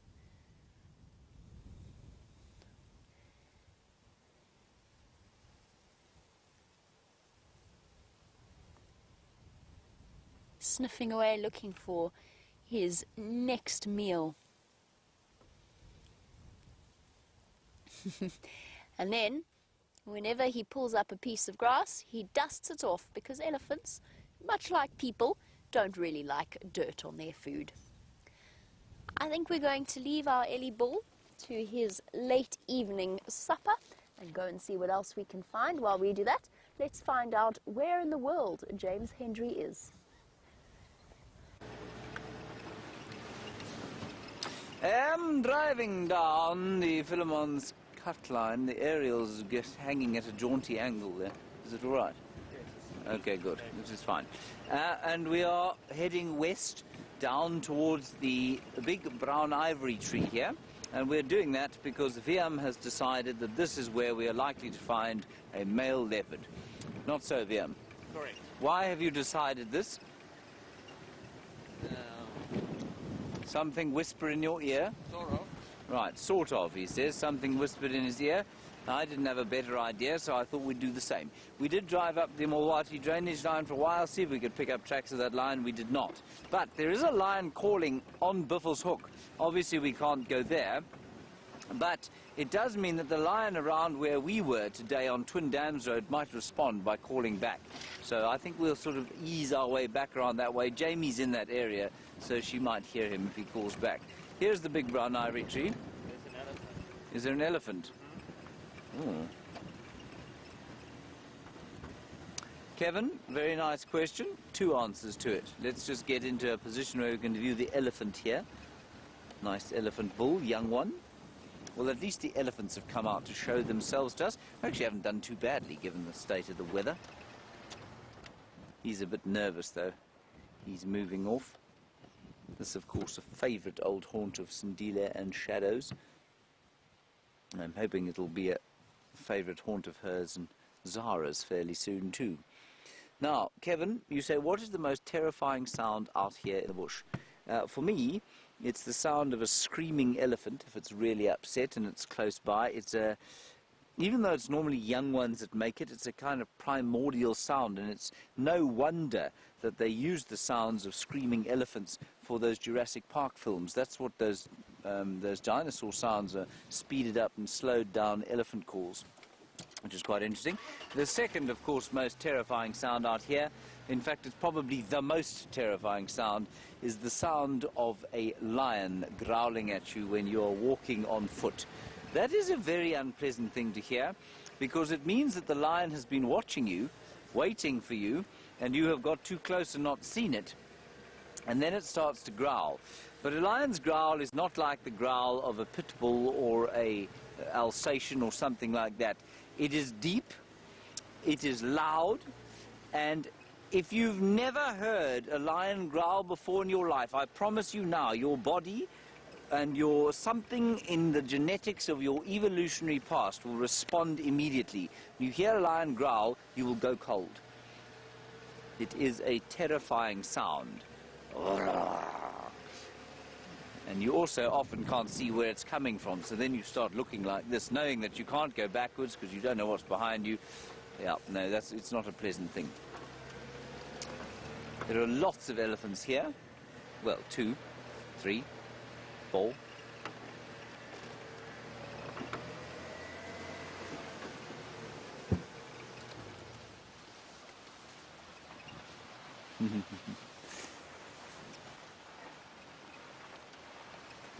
Hello, Gracie, aged 8. You say, was that the daddy elephant of that little baby elephant that we saw earlier? I don't know, Gracie. He looked very young to me, but it's possible. And you say, I think he was happy to be with them? I'm sure he was very happy to be with them, Gracie, because he wouldn't have been there otherwise. And I think he was looking after them. And we know that. I mean, you've been watching us for a long time now. You know that that's not normal for daddy elephants. You know that they normally don't hang around. Let me just move a little bit forward here.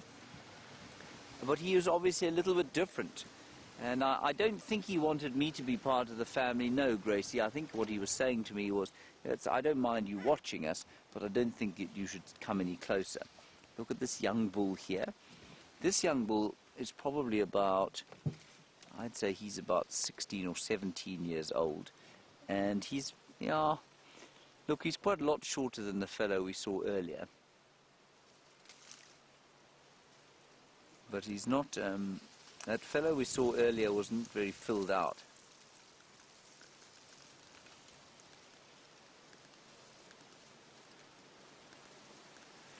Nevin, nice question from you about poaching. You say, do I think that the hunting or that the poaching throughout the years here has had an effect on the tusk and body size? Now what Nevin's alluding to, everybody, is that of course hunters and poachers will go for animals with the biggest tusks, and therefore their genetics get bred out of a population.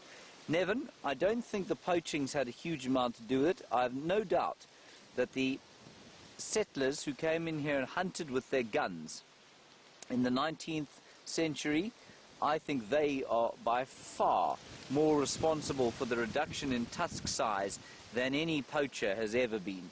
So yes, I would say it absolutely has made a difference. I don't think it's been the poachers so much. I think it's been far more those who would describe themselves as sort of ethical hunters who have destroyed the genetics of those great big tuskers in this area. You know, when the Kruger Park was proclaimed in 1926, there was something silly like 10 or 12 elephants left in the area. Can you believe that? All of them shot out. Not by local people, but by hunters selling the ivory into the European markets.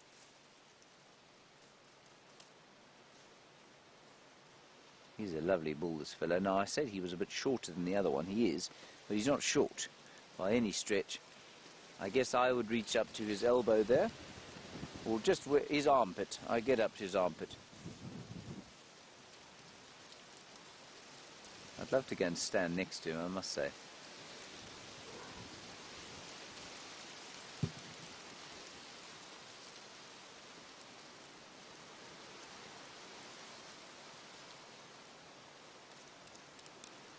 Hello, Eva.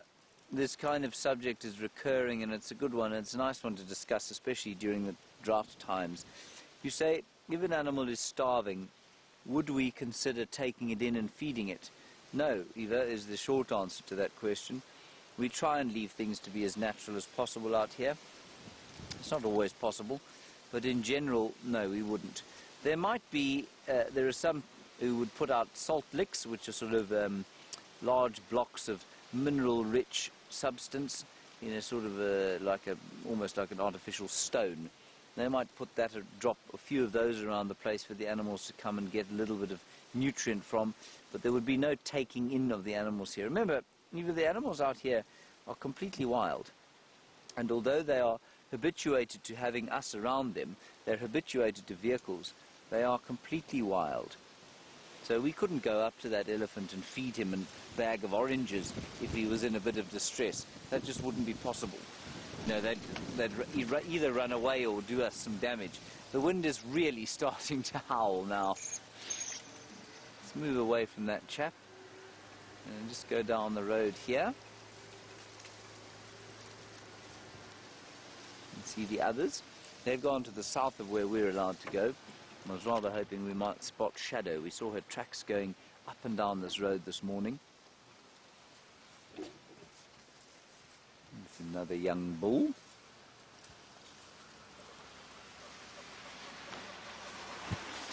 How's it going? Good, fine. Where are you off to? Enjoy.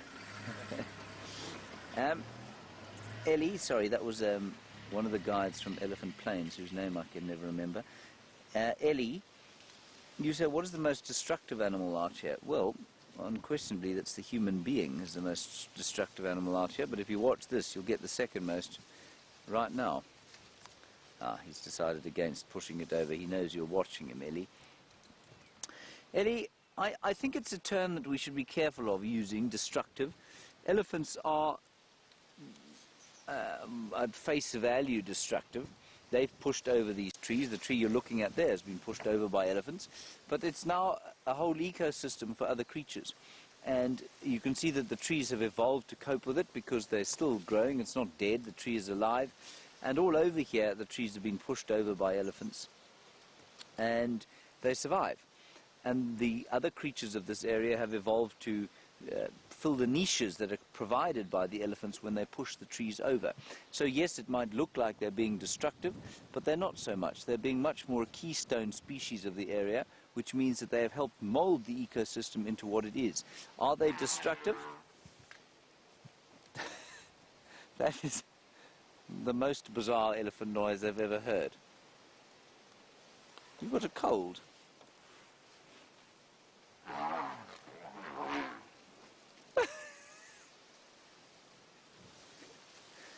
He hasn't learned to play his trumpet yet. We'll just let him walk quietly away. So, you know, I've no doubt there are landowners around here and many others discussing the fact that the elephants during the drought time are destroying the big trees, and what are we going to do about it? They've been doing it for millennia, and the ecosystem has evolved because of them, not in spite of them. And so, yeah, they look destructive, but they're not nearly as destructive as we are. For example, this road has far more ecological effect on the area than an elephant does walking through the area. Righty, on we go. Here comes Sean from Arathusa. Good afternoon. Your white thingy. How are you? Well, thank you. How are you? Good, I like full your of joy? blankie there. Yes, I've got a blankie on my leggies. Yes, I've got very cold leggies. It's because that they are very thin, like a plover's.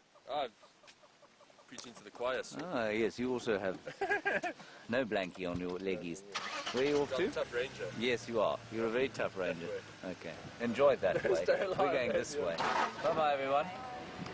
That's Sean from Arathusa. And with his guests. And they're going that way. The chap from Elephant Plains is going to see the Styx lionesses and their cubs. They are on Chitwa Chitwa, which is unfortunately not somewhere where we can go. Otherwise we'd be driving at great speed, I assure you. All right, let's go back across to Jamie and get an update from her.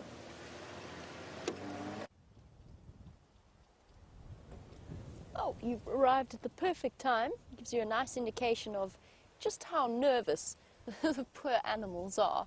The kudu disappearing off as soon as we spotted them and stopped to have a look at them. That was a young male that ducked off there. Let's see if we can't get another view of some of the other females that are hanging about. Oh, hold on a second. Things have just changed. Just have a look at the kudu for one moment, if you can. If Dave can manage to find them again. Sorry, Dave. I just want to get that update. Warren, sorry. Confirm what was on Impala Road?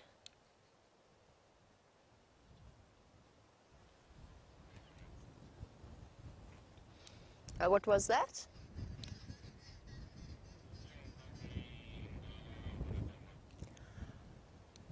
Okay, copy that. Awesome. I'd like to respond.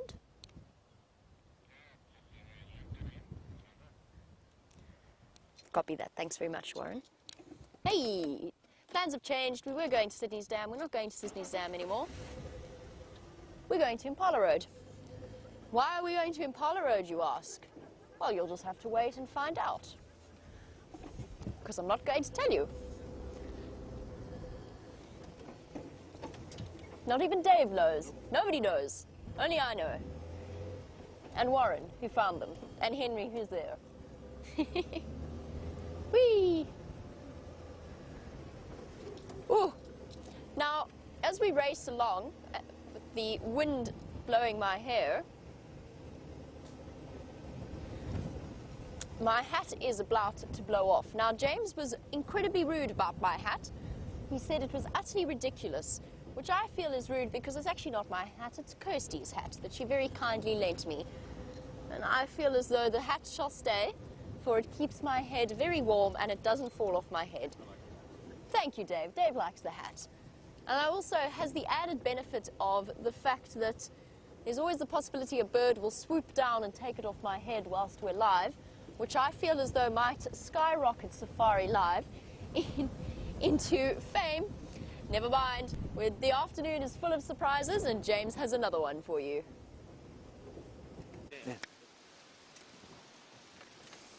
Leopard! It's Shadow. Is it? I think it is. Unfortunately, she's on Hoffman, so we can't go in there. I think she's hunting. What is she hunting for? Oh, man, we were just slightly too late. Let me go back a bit. Maybe we'll get another view. I'm not sure what Jamie's taking you to see. Oh, she's gone. There she goes. Isn't that lovely? Just enjoy, everybody. That's Karula's daughter, 9 years old. She's got a little cub around here somewhere. Well, that was marvellous. We're not allowed to go in there, unfortunately. Oh, well, we're going to continue round towards Arathusa. We had her tracks and the cub's tracks going up and down here this morning, so I'm sure the cub is in there somewhere. Anyway, on we go.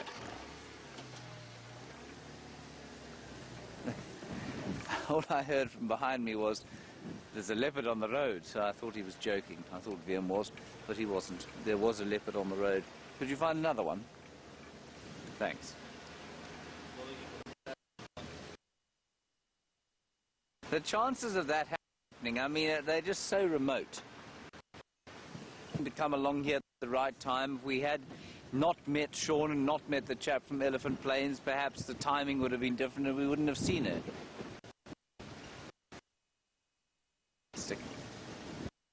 Anyway, we'll wait and see what Jamie's surprise is. I'm rather intrigued myself. We're going to go on to Arathusa and see what we can see. And Jamie won't even tell Kirsten, so it's a great mystery. I'm going to... What do you think it is, Viam? Right. I didn't think I'd missed anything on the radio.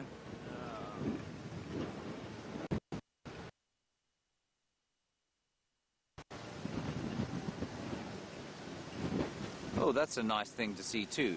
Let me get off the road here.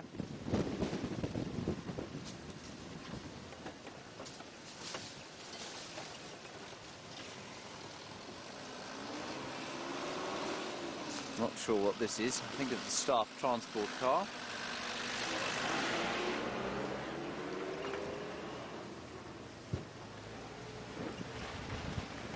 Oh, the wind is blowing. NH Native, you want to know if I've ever been involved in wildlife projects and research around here. I have in some small projects. I've been far more involved in research with local people and how they relate to these national parks. But I've done a few research projects on wildlife here. And I mean, in terms of big research projects, we're all part of something that Panthera does. They're an NGO that looks after leopards and lions and other big cats, and we contribute to their research by explaining where sightings are, and we collect for them and all sorts of different samples. So in that way we are involved. The Sabi Sand, not a hotbed of research at the moment, but the Kruger area, or the Kruger entire scientific services division, and they do a huge amount of research into the wildlife of these areas. We're just coming to the southern end of Arathusa now, and we'll turn then to the west. With any luck, we'll find another leopard. Hmm?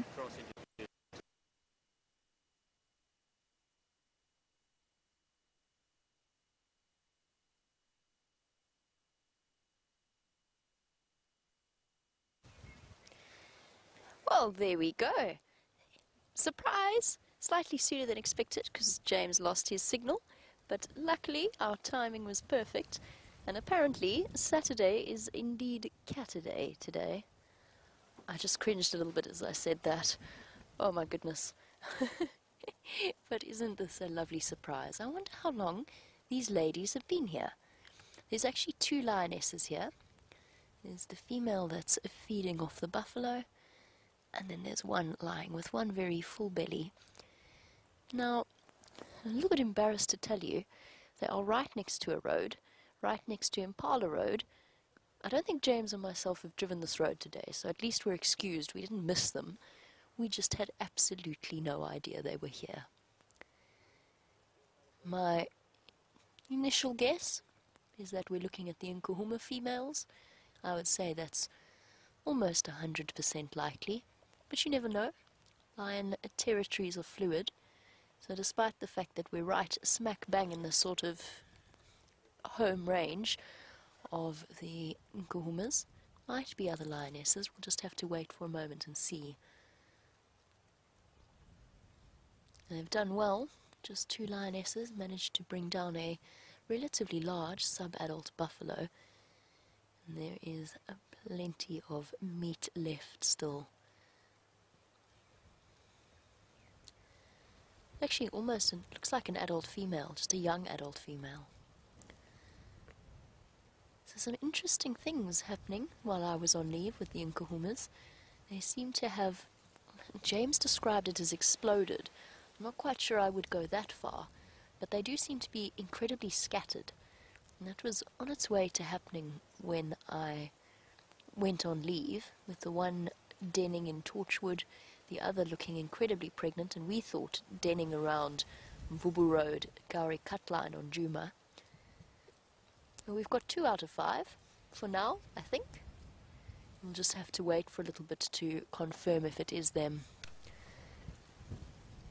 And obviously they've taken advantage of the incredible wind that's been blowing over the last 24 hours. This is lion and leopard heaven weather. We might not enjoy it as human beings.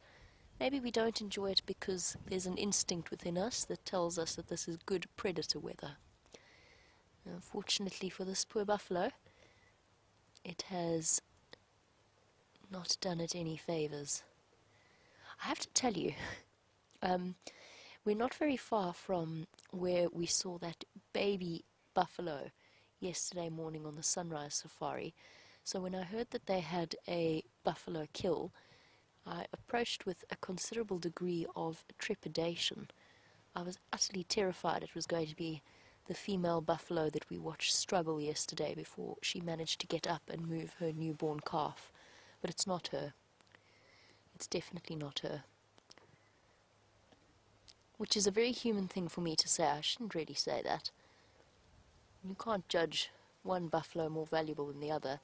But we did become emotionally, all of us, from Brian and myself, the ladies in final control, and of course all of you watching, we did become quite emotionally involved in that story.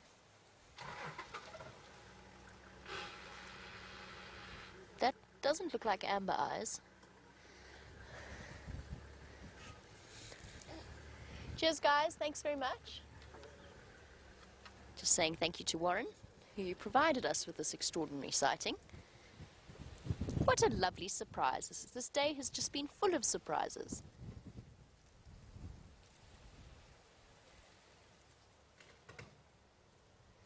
Oops, somebody found a stump on their way out. There's a distinct crunching sound that was definitely not lion nibbling on buffalo.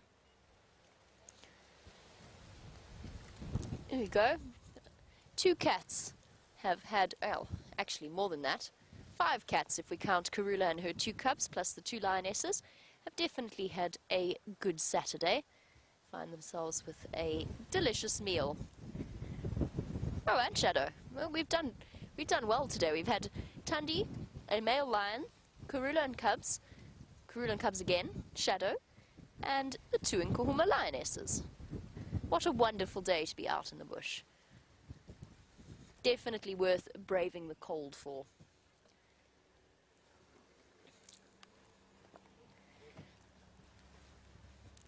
Then she's definitely making short work of the buffalo's hip joint. Okay, well, that movement of the other vehicle gives us a chance to reposition and get a view of the other lioness. Oh, goodness, it is so windy. And I can probably stop cupping the microphone now because it's just us. But I'm going to keep it here anyway because it's so windy. Donna, you were wondering if the new cubs have been seen yet? No, they haven't. It's just the Nkuhuma cubs that were born on Torchwood have been seen. They must be of the age very soon where we will start to see them moving out and about, which is so exciting because lion cubs are amazing. Dave, have you seen lion cubs? Not yet. Not yet. So Dave's got something very exciting to look forward to. It'll be the first time he's filmed lion cubs while he's been at Wild Earth. Yep. Oh, no, hold on. We're not going to reposition. Whoopsie. Hello. We've got Henry arriving.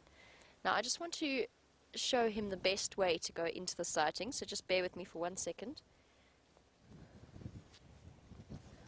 Hi, guys. How are you? Good, thanks.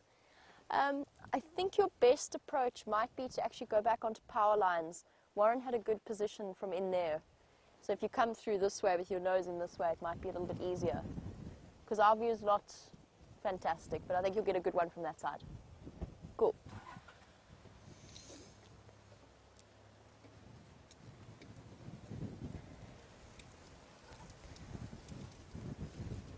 There we go. All done. Just helping one of the other vehicles come through.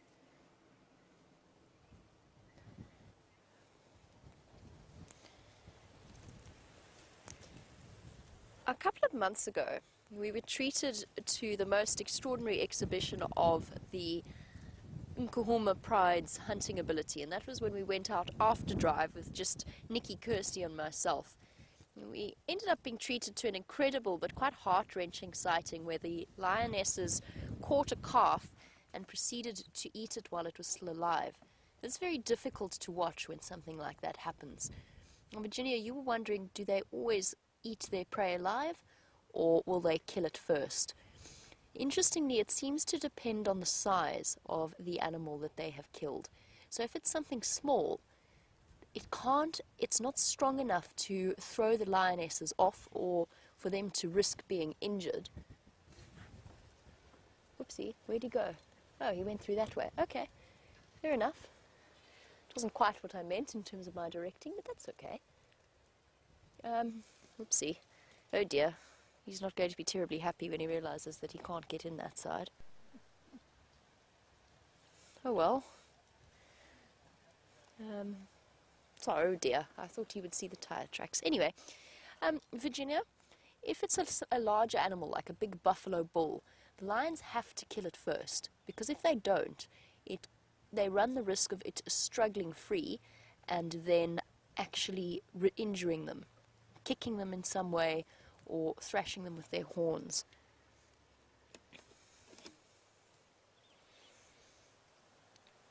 Sorry, Henry, how's your view there? Oh, another conversation happening.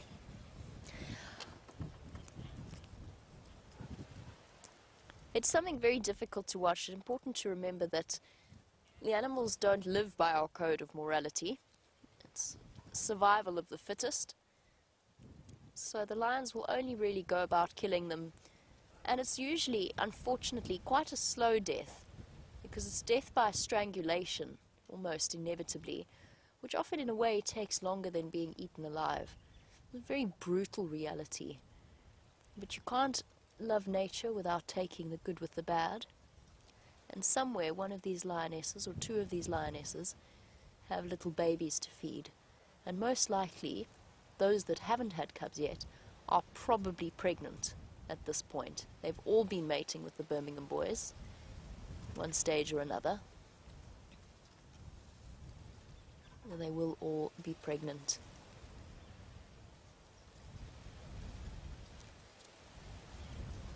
Up we get. Enough of that for now. It's the Nkuhuma female. Look at that belly.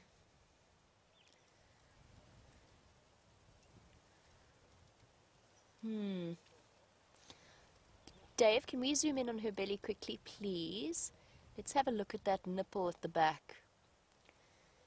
This is the lioness that looks so incredibly pregnant. Okay, not suckle marks just yet, or is that a suckle mark? You see the ring around the nipple? It doesn't look, I'm not sure, I'm not 100%. Wow, well done, Dave, thank you.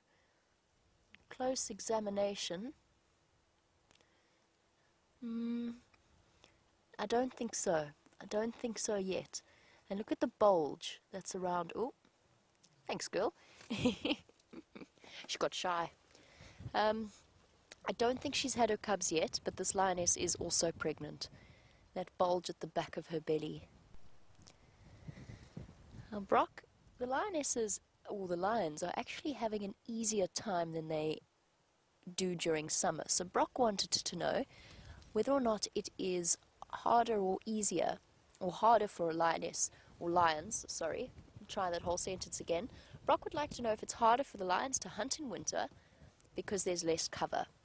And the answer is no, although I can definitely see what you mean by that, because of course there's less vegetation for them to hide behind. But the truth is, winter is, especially in a drought, is the time of the predators, because it's our dry season, which means all of the general game, their prey species, are concentrated around whatever water there is left. Something like a water-dependent animal like a Cape buffalo has to keep moving towards water, and essentially the lions just have to patrol the regular pathways, because the animals don't have any choice but to go and drink at the dams. So no, winter is actually an easier time for the lions to hunt.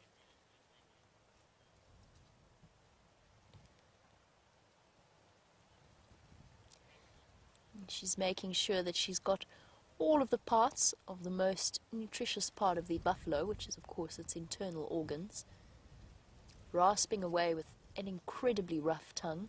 It's actually capable of stripping the meat away from the bone.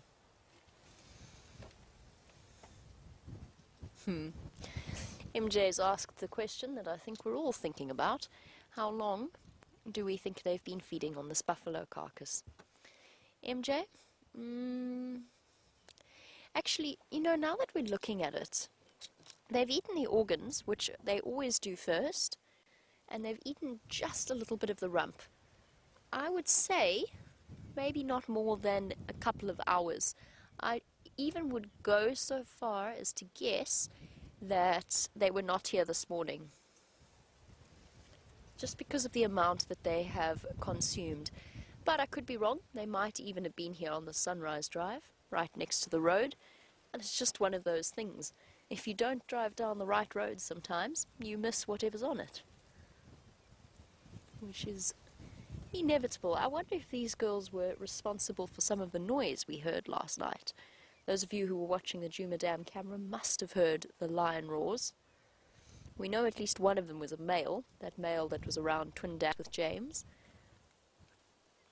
And he might also have been joined by the females.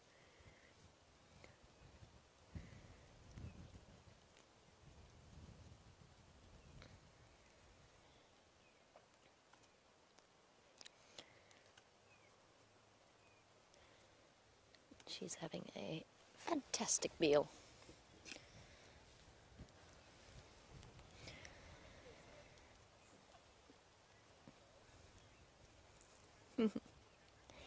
Deborah, our armchair traveller, as we watch our pregnant Nkuhuma feeding away. Deborah's asked this morning about leopard gestation period, and she apologised for asking that. And now she's asked about lions and has apologised again. Deborah, please don't apologise. It hasn't been discussed, and it's a very nice comparison point. So a lion gestation period is very, very similar to that of a leopard. It's just ever so slightly longer, but I'm talking only by a few days. So a lion gestation period, again, between 90 to 100 days, up to 105 days, depending upon the individual concerned. I can't believe this female, if it's the same one, is still pregnant. She's been looking distinctly uncomfortable for what feels like almost a month. But perhaps it's a different lioness. It's starting to get difficult to keep track of them. The pregnant lioness I saw is the young lioness with the 2 dots on her nose, at the bottom of her nose. So this might be a different lioness. She's a little bit covered in buffalo for me to be able to see and identify her. And the other lioness, thinking about getting up, but for the moment, sleeping away a very full stomach, hidden behind the trees.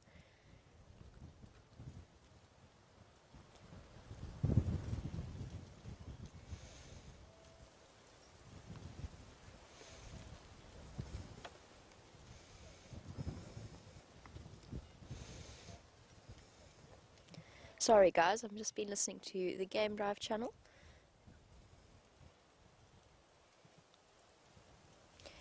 And while we watch our lionesses with their newly-ish acquired meal, Tom and Jenny from Illinois, welcome to the Sunset Safari. You wanted to know how often lionesses like this will have a big feed. I'm just going to cut my microphone over here. The answer is they usually eat about once every 3 days, but that depends on what they catch. So if they catch something like a buffalo, if a male doesn't come along and steal most of this, they'll probably be here for another day or so, feeding on this carcass, possibly even another day and a half. And then they don't need to eat for another 3 days, right up to another 7 days before they might catch their next meal. So it's very variable in the lion world. There's only so many animals, only so many successful hunts that they can carry out in a period of time, but the rough average is around once every 3 days. Ooh, big stretch.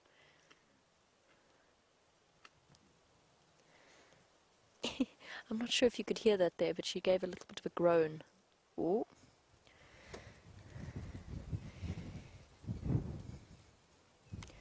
Family dinners can be fraught with peril in the lion world. And this lioness is going to have to find a nice feeding spot or else risk being battered about by the other lioness.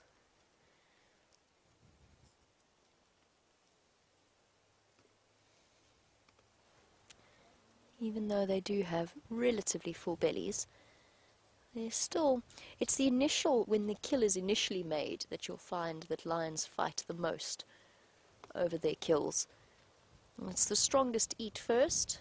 There's no sort of tender caring for the cubs, letting them come in and have their fill first. It's the strongest lion for themselves. The cubs eat last.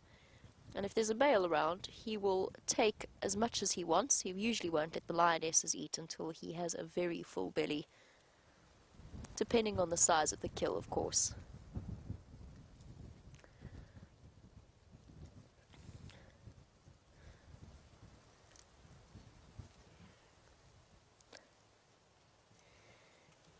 While we watch our pregnant lion feed, Gracie, who is 8 years old, I'm really, really happy to be back as well, so thank you for that. It's nice to be a girl out on safari, and I'm also really excited about watching the lion cubs play, and I can't wait to show them to you. They are definitely some of the cutest animals that we get out here. So, not too long, Gracie. We're not going to have too long to wait before we get Nkuhuma cubs that we can watch playing about. And Gracie is, of course, a very special and one of our regular guests on safari. The one lioness hasn't quite got around to the feeding part. It's more a sort of resigned lying on the buffalo part. While she decides whether or not she's going to try and feed from here, let us find out what James is up to. We've just turned off the road here, everybody. There were kudu going crazy. It's not far from where Shadow crossed. In fact, it's exactly where she crossed into Hoffman's over there. And I wonder if she hasn't come back, perhaps, because there's a kill here, because her cub's here. Maybe she's brought the cub back. They were looking around here, but we can't see anything. Oh, I really thought we were going to bump into Shadow again. We might still. The kudu was standing right where I am now, or where we are now. What they were yelling at, I don't know. Very, very cross they were. They were staring into this area here. And we drove through there. We didn't see anything. Oh well, what a stroke. I mean, we've had an incredible afternoon, really, especially given the weather. Just keep an eye on here. There were little ones looking this way, but the adults were all staring this way.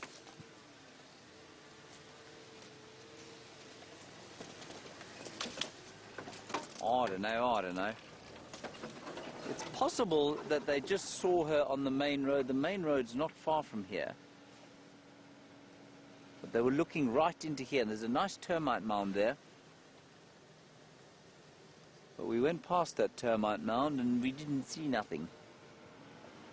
Yeah, well, this tends to be the way it goes. Unless you bump these things, they tend to be impossible to find. We'll just ease our way through here.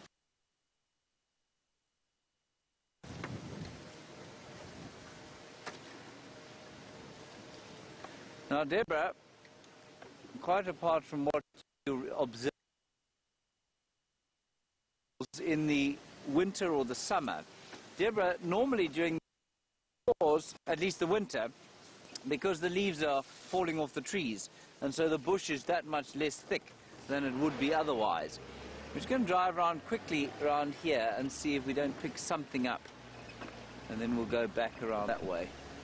It's quite a large block. So as you can see, I mean, the bush is thinning because of the lack of water. And we saw Shadow crossing. We saw Shadow crossing about, maybe about 450 feet up the road here. Just wondering if she hasn't come back with her little baby. And maybe that's what those kudu were shouting at. Yeah, in the summertime, you know, it's really actually quite a lot more difficult because the water's not as concentrated, and so there's, you know, animals can go and drink anywhere at all.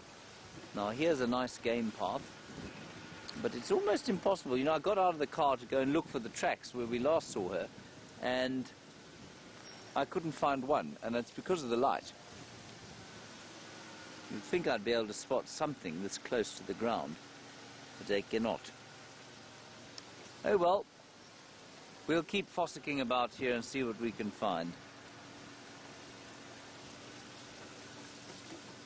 All right, let's go back to the lions with Jamie, and I'll keep you posted on what we find here. I'm sure you were all waiting in eager anticipation to find out what the second lioness was going to do, and the answer is fall asleep cuddling the buffalo. Seems to be the approach that she has adopted. Face to face with the kill, she's decided that actually she can't really be bothered to try and open up the second part of the carcass, and really she'd rather just have a nap. I suppose fair enough. It does look a bit odd though, with that scene in front of us. The lions, I've heard from one of our viewers that lions actually rest their paws like that because it takes pressure off their full bellies, which I feel is an entirely valid possibility. That's why her paw is up on the end like that, up in the buffalo.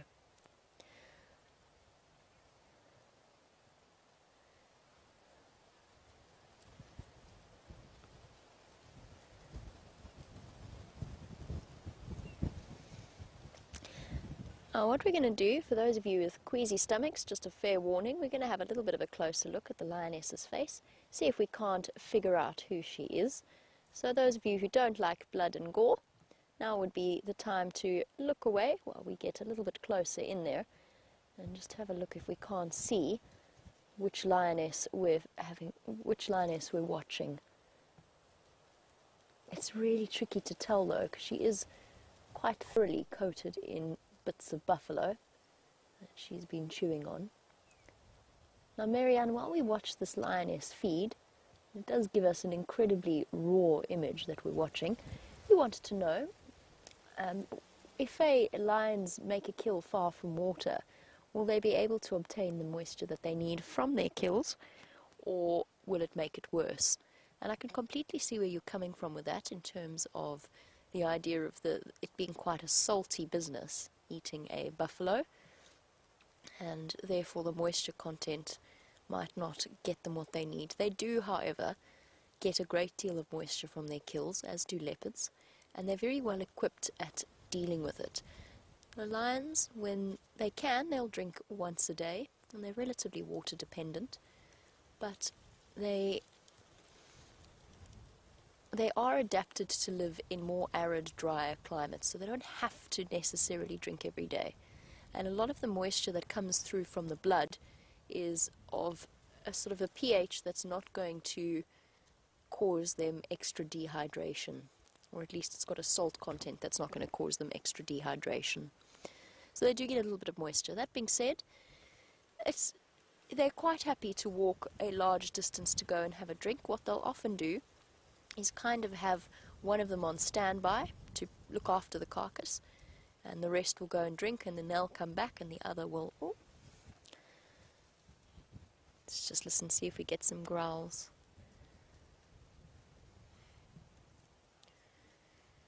A very faint one from one of the lionesses. But yes, I'll kind of rotate. Sorry guys, I'm going to have to repeat actions from earlier and just help Andrew come in here.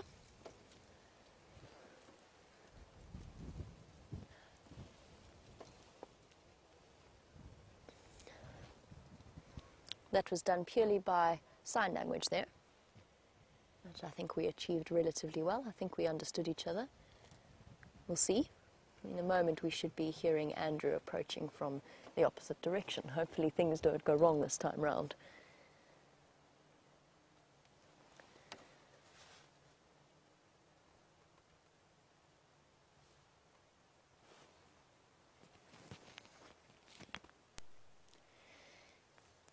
Here's a wonderful piece of information for you. Aileen, who is one of our regular viewers, believe it or not, you've been thinking along very similar lines to VM was this morning. So Aileen was wondering, do I think that a pregnant lioness eats less or can gorge herself less when she's very pregnant, simply due to the economics of space? Sorry guys. Andrew, there's an entrance point a little bit just behind where you've come past that I think might get you the best view.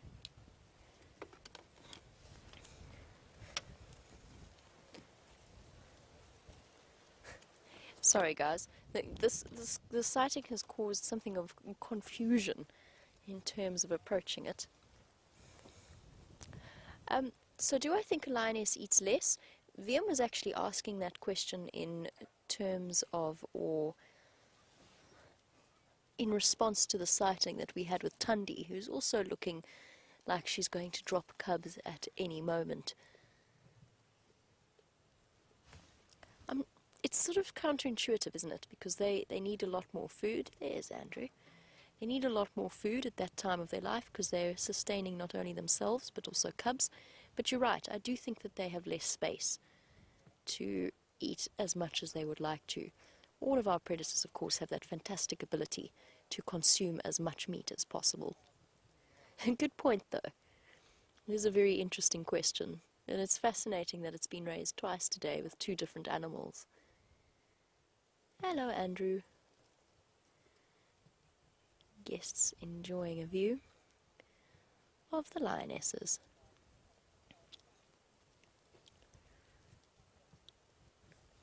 And she's actually giving us a nice view of her... Oh, here we go again. There's going to be some grumbling, but I don't think there's going to be any fighting between these two females. They've both got full enough bellies that it's not really worth the energy. She's just going to growl a little at her.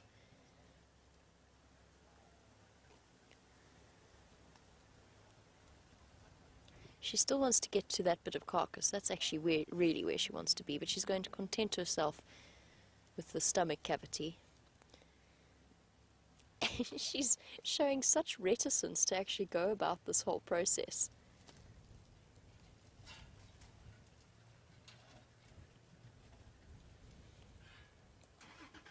Still a bit too, or at least not all that keen to stick her head in there. So instead, this time, she's adopted the even more comfortable position of lying on top of the buffalo's front legs.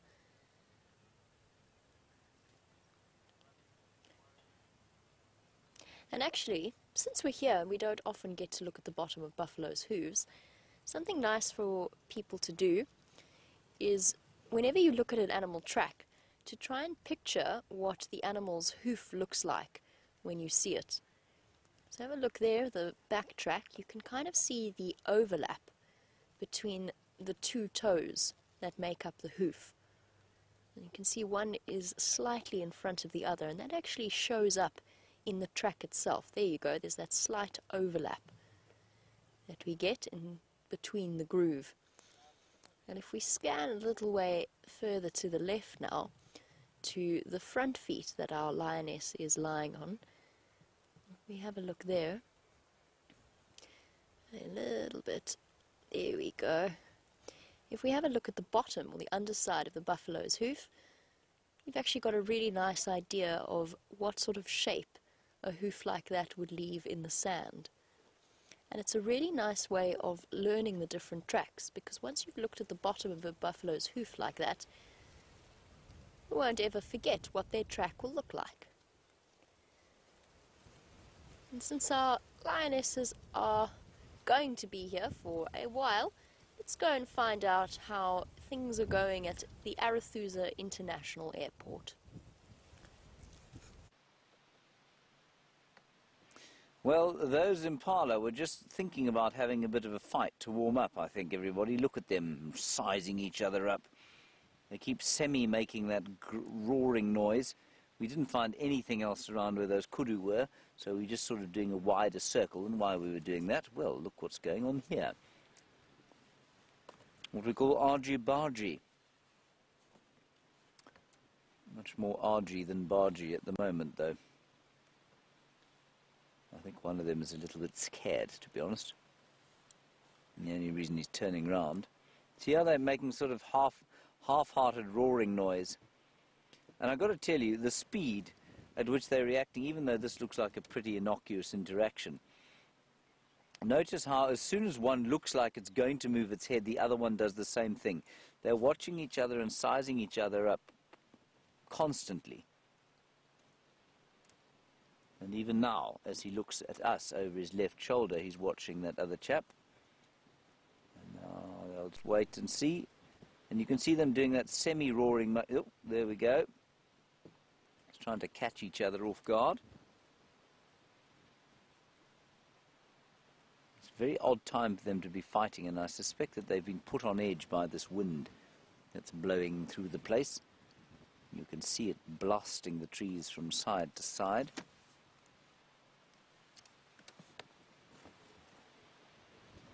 And that, I think, is it. Right, on the other end of the airstrip, of course, we've got a whole herd of impala which are waiting to get out of here. And as you can see, I don't think they're all going to fit on the plane, and so some of them are going to be very disappointed. It's only a sort of 16-seater at maximum, not even that.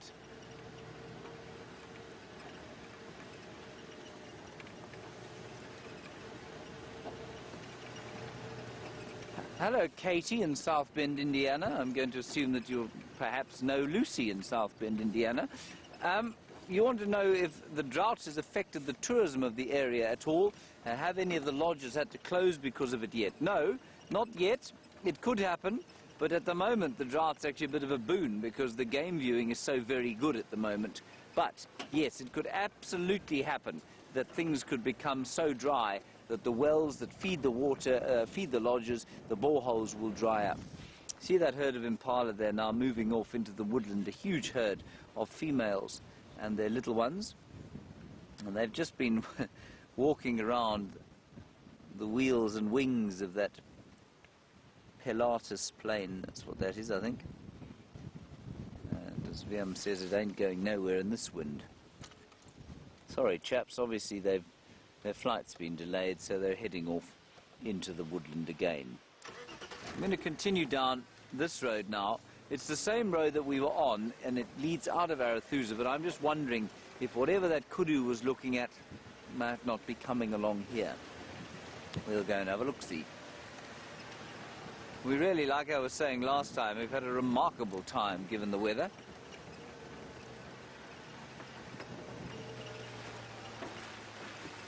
And Jen from Belito, nice to have somebody from South Africa watching us and talking to us. Sorry, go again with that, Kirsten. All I'm getting is Ian. Hello, Ian from, not Jen, Ian from Belito. You are interested in warthogs, and you say you've heard that they're the ones that suffer the most from the drought. Well, they're the first to suffer, Ian, because they are water dependent, and they are obviously not built to migrate. They've got very short little leggies, and so they can't go migrating to huge distances to water. So around the water holes, if there's sufficient forage for them, then they'll be fine. But yeah, once the forage drops below a certain quality and once the water dries out, they can get into very bad trouble indeed. Look, and you read about this, that's what you read. But during the height of the dry season last year, it wasn't the warthogs that really suffered. They hung around the water holes. They seemed to be okay. Some of them got a bit skinny. One of them got very skinny and died, but I think she was sick. The rest of them did okay.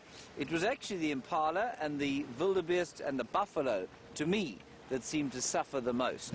So it seemed to be the grazing, the exclusive grazers and mixed feeders that really seemed to suffer the most during the last part of the drought. Now, whether that will continue or not, I don't know. But as I say, because we're now going into the, well, we're into the business end of the dry season, and it's at the end of a very poor rainy season, so it's now that the animals are going to start to sort of show signs of distress, I think. We had that little bit of rain and that little sprout of growth that seemed to provide a bit of impetus and give everything health. Now that's gone. And Cindy, you're in Florida wondering about the forage that's falling off the trees and is it any good? Well, we tried some the other day. It tastes profoundly different from the forage that is on the trees, so the leaves that are on the trees. And I suppose it's got some nutritional value. I suspect it's largely roughage value. I don't know that there's too much actual nutrition in the fallen dead leaves, but some animals will be able to eat them, and certainly, you know, all of the termites will eat them, and the invertebrate life that tries to survive through the winter, they will most certainly eat the leaves that have fallen out of the trees. It's a nice question, Cindy. Well, we're back into the area where those kudus were shouting. but I see no predators. And as Wiem was saying, it could well have been just a hyena walking through the area. It was just so very close to where Shadow was. Anyway, we'll go and do one more drive past where Shadow went into the block there, and then we'll go back to Djuma and see what we can find there. Nothing on the radio here going on at Arathusa. I think you have, area-wise, for this area, we've had, between Jamie and I, the best possible result, with Karula and cubs, and in fact, as Wiem was saying, we've had the entire Karula lineage today. Karula and her daughters and her other daughters and her sisters, which are also her daughters, which is slightly disconcerting, of course.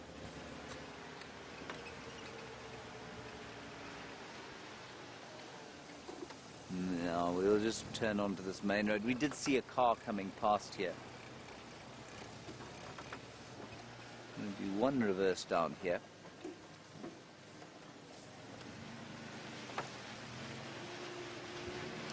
James Bear, please do not worry. You say you're beginning to worry about the state of the trees and when are the animals going to start debarking them given the lack of leaves. Well, they've started already. There's absolutely no doubt that they have started debarking the trees already, the elephants, James, and that's normal. That will happen.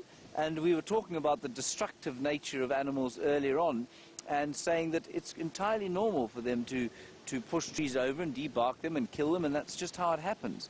And it's not a problem, because that's how this ecosystem has evolved. So yes, to our naked eye, it might look a little destructive and unpleasant. It's completely normal. So James, I don't think you should be worrying about the trees. It's getting dark suddenly, isn't it, Björn? Yes. There's a very big cloud coming in from the west now. I don't know why it's coming in from the west, and the wind is blowing the other way. Anyway, I think we're going to pack up this search now. We saw her once. All right, we're going to have one more pass through this area. While we do that, let's go back to the lions with Jamil.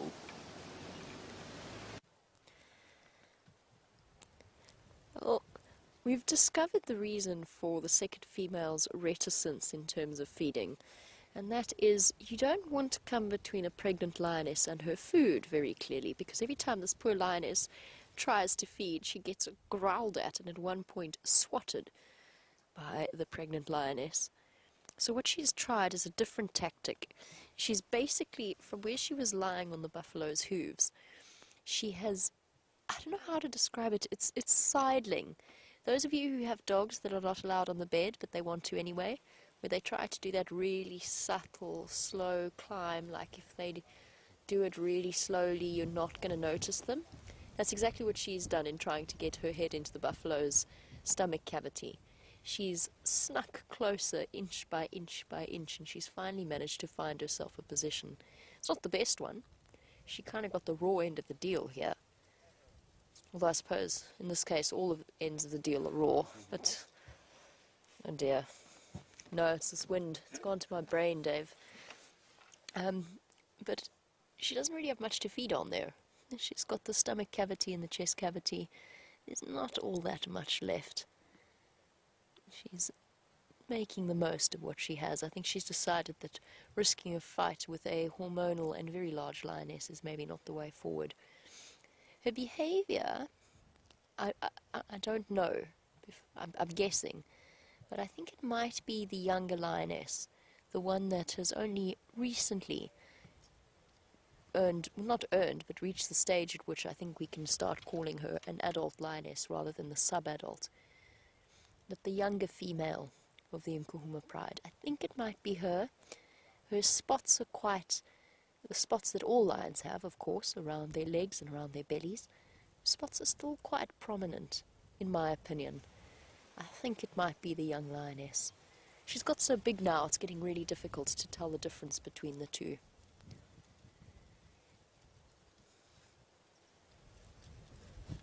Shame, you can see she's really struggling to get the meager pieces of meat out from the back end of the buffalo there.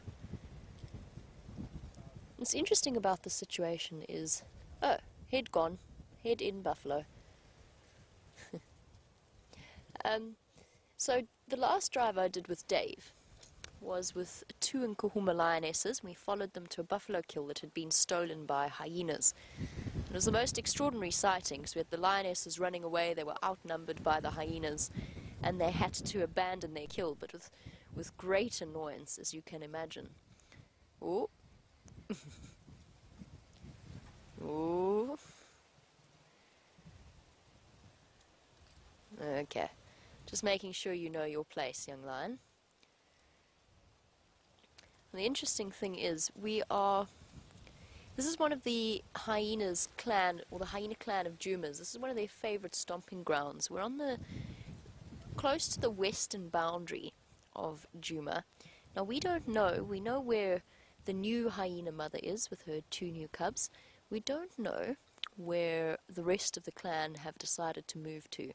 My suspicion, judging by the tracks all over the show here, is they're not too far away.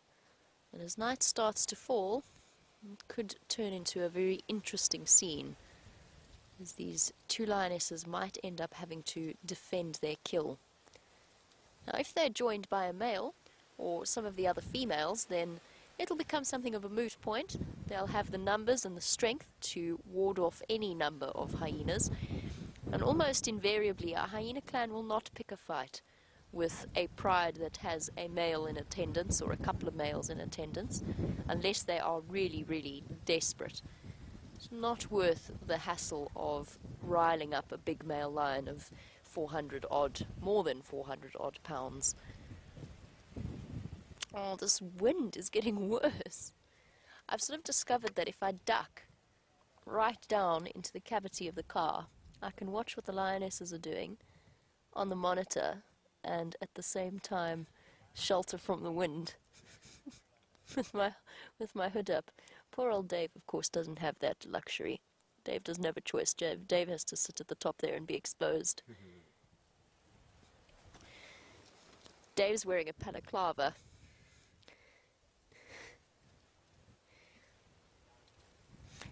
And Lucy in South Bend, Indiana. Good afternoon and welcome to the Sunset Safari. Apparently, James asked you to ask me to describe how much the leaves have changed since I went on leave. And the answer is it's absolutely incredible. I think it was one of the first things I noticed when I got back here was how all of the bush willows, like the one that we are currently sitting not quite underneath, but almost underneath, of how much the bush willows have changed a colour. And they really truly have. They've gone from a sort of yellow-green, as this one is, to almost all of them being completely orange and brown and dropping their leaves all over the show. Now the change in, when did I go on leave? It was, I've already lost track of it now. Last week, just 10 days ago, more than 10 days ago, or about 10 days ago. The change in 10 days is absolutely phenomenal. It's amazing how fast things change out here. Sorry, I just heard a low rumble off from my right. Let us see what is happening here.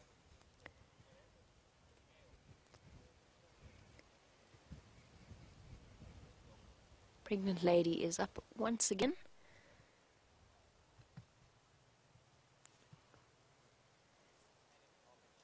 That growl that she's, I don't think you'll be able to hear it now above the wind, but it's the sort of low vibrating sound, and it's the same growl that they often give as a warning if you accidentally walk too close to them, if you happen to bump into them by mistake.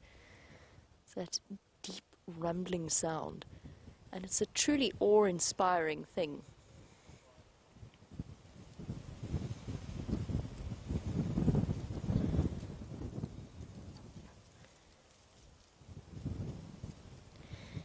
And Enos Terrius, who is a new viewer, has commented that this lady, presumably me, definitely not Dave, that this lady is sitting watching lions feast on a corpse just a few feet away from her. What's the amazing thing about where we are? So we're on a reserve called Juma. We operate on Juma, Arathusa and Cheetah Plains. It all falls under the Sabi Sand area in the Great Kruger National Park. So we're right up in the northeast corner of South Africa. And what's really cool about it, what's really unique about it is that it is completely live. Now, South Africa is probably one of the best destinations in terms of wildlife viewing, just because our animals are so relaxed in our company.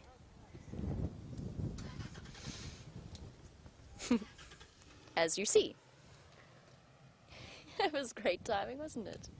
Isn't that such a cool moment? When they walk right past you, is the second one going to come and do that to me too? Oh, it's elephants, that's why.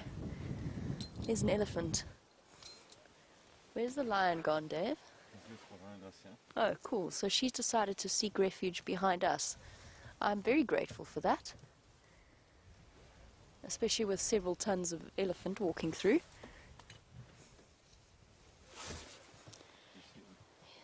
They're coming, they're going to come out onto the road here. I thought I heard an elephant. She definitely heard an elephant. She heard it before I did. There we go. And that's why our big pregnant lioness moves off. She knows that she doesn't quite have the agility that she used to in her non-pregnant state, and she doesn't want to tangle with a mother elephant and her herd.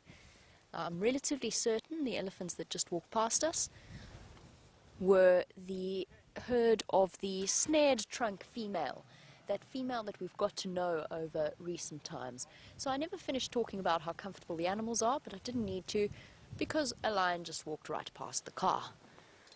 Now our other lioness has taken advantage of the pregnant female's rapid departure and has claimed her chance to feast off the best part of the buffalo.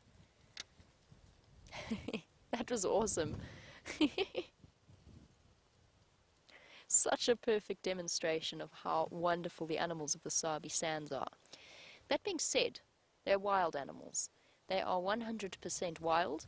I would absolutely not get out of the vehicle now. I absolutely would not underestimate them. And it's a constant reminder of just how powerful these creatures really are. And they're treated with absolute respect.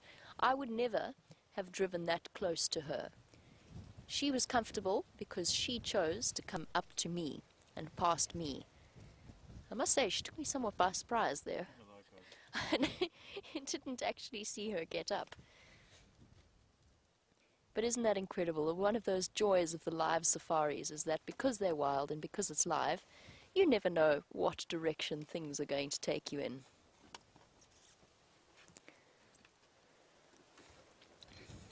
And I think it's time, the time has come, earlier than normal because it's so cloudy, to add a little bit, throw a little bit of light into this situation.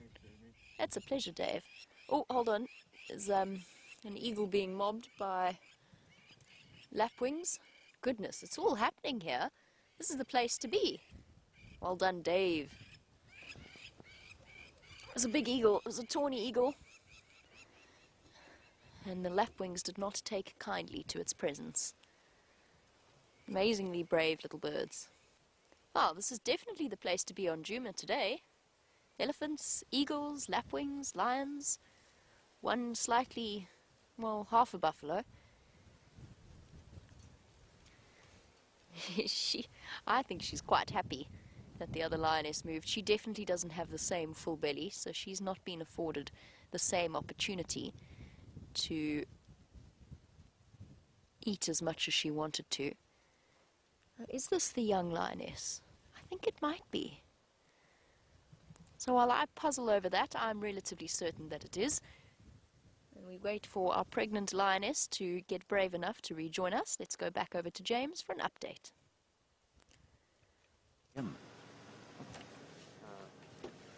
I'm sorry, everybody. My cameraman seems to be asleep today. We've seen 2 duiker now, and all that. The light to the left. No, the light was there. I can't shine the light on the duiker. It's very desperate working with this man tonight. Well, Jamie has had all the luck today. Well, not all of it, but a substantial proportion, and I think that's marvellous. It's been a really good afternoon. We gave up, I'm afraid, on where we heard those alarm calls. We'll go back there in the morning and see if we can't pick up perhaps Shadow and her little cub sharing a kill there. It'd be so nice to see them. Anyway, for the moment, what we're going to do now, well, I was going to go to the hyena den, but it's got a bit dark. what we're going to do is head down towards the Jumadam Pan, so keep your eyes on the camera there, and see if that lion from today has not popped out.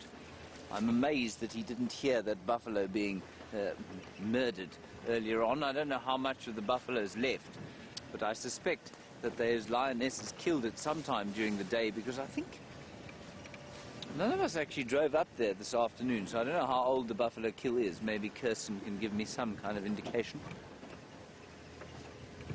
No, she can't. Well, so we'll just guess that it was killed out of earshot of that big lion, because he definitely would have gone in there.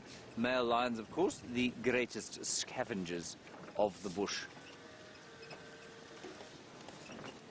Okay, we're going to ease our way sort of down through this way onto quarantine and see if that male hasn't come out.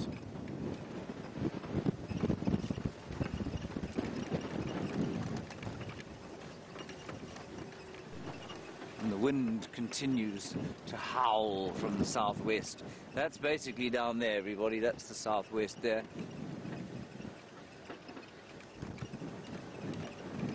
And you can see, I don't know if you can see, but it looks quite misty, and I don't actually think that's mist.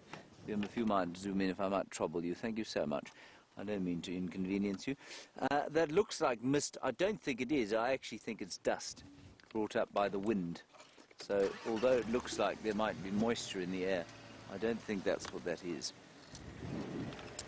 Right, come on, Vivian, we have to find something of worth. Otherwise, Jamie's going to get home and, well, she's the last person to be smug, but I'll just feel awful, you know. She's done it all. Perhaps a snake lurking on the branches somewhere would be nice. I'm also hoping that Karula and her youngsters will be still there in the morning. And we'll pop around there and have a look.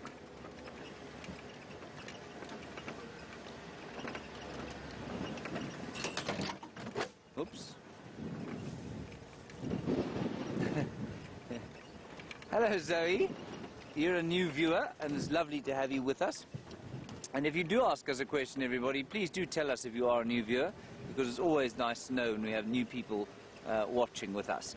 Zoe, you want to know if there are any animals that I'm afraid of? Zoe, there are a number of animals that I'm certainly wary of. Afraid, I think, is a dangerous thing to be out here. Wary is a good thing to be out here. You don't want to be afraid because it tends to, I think it does impair your judgment slightly. I'm wary of elephants all the time. I'm wary of buffalo, especially if I'm on foot. I'm wary of the big cats. You know, it wasn't too long ago that Karula was charging vehicles. She was very upset with us. So I'm wary of just about everything. I'm wary of snakes. I suppose if there's one thing I'm afraid of out here, it would be getting malaria. And so mosquitoes make me afraid. And I would certainly be afraid if I came across a hippopotamus on foot and I happened to be between it and the water, then I would be immediately afraid. But no, you know, I've got used to living out here, and so I don't think I'm afraid of anything necessarily. There's certainly situations that can make me afraid, but I'm not overtly afraid of anything, but I'm definitely wary of all the animals out here. And I think that's a relatively good position to be in. You don't want to be terrified, but you must always be wary. Never be complacent. And it's always good to remind ourselves of that, no matter how hard we do, obviously. So often, you know, I don't know, like that elephant sighting today. It's very easy to be complacent around the elephants of the Sabi Sands because they can be extremely confiding, and they can, you know, they often don't worry at all about us. But sometimes, if you read their behavior wrong and you are complacent, well, you can get yourself into trouble. And so we're very careful about that sort of thing. Nice question, Zoe.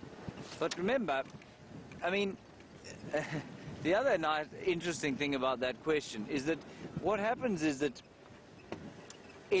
the danger of this area is built up. It's built up by stories. I've sat around many a fire with game rangers of this area telling stories of their bravery and the danger that they've subjected themselves to, or the danger that they were in.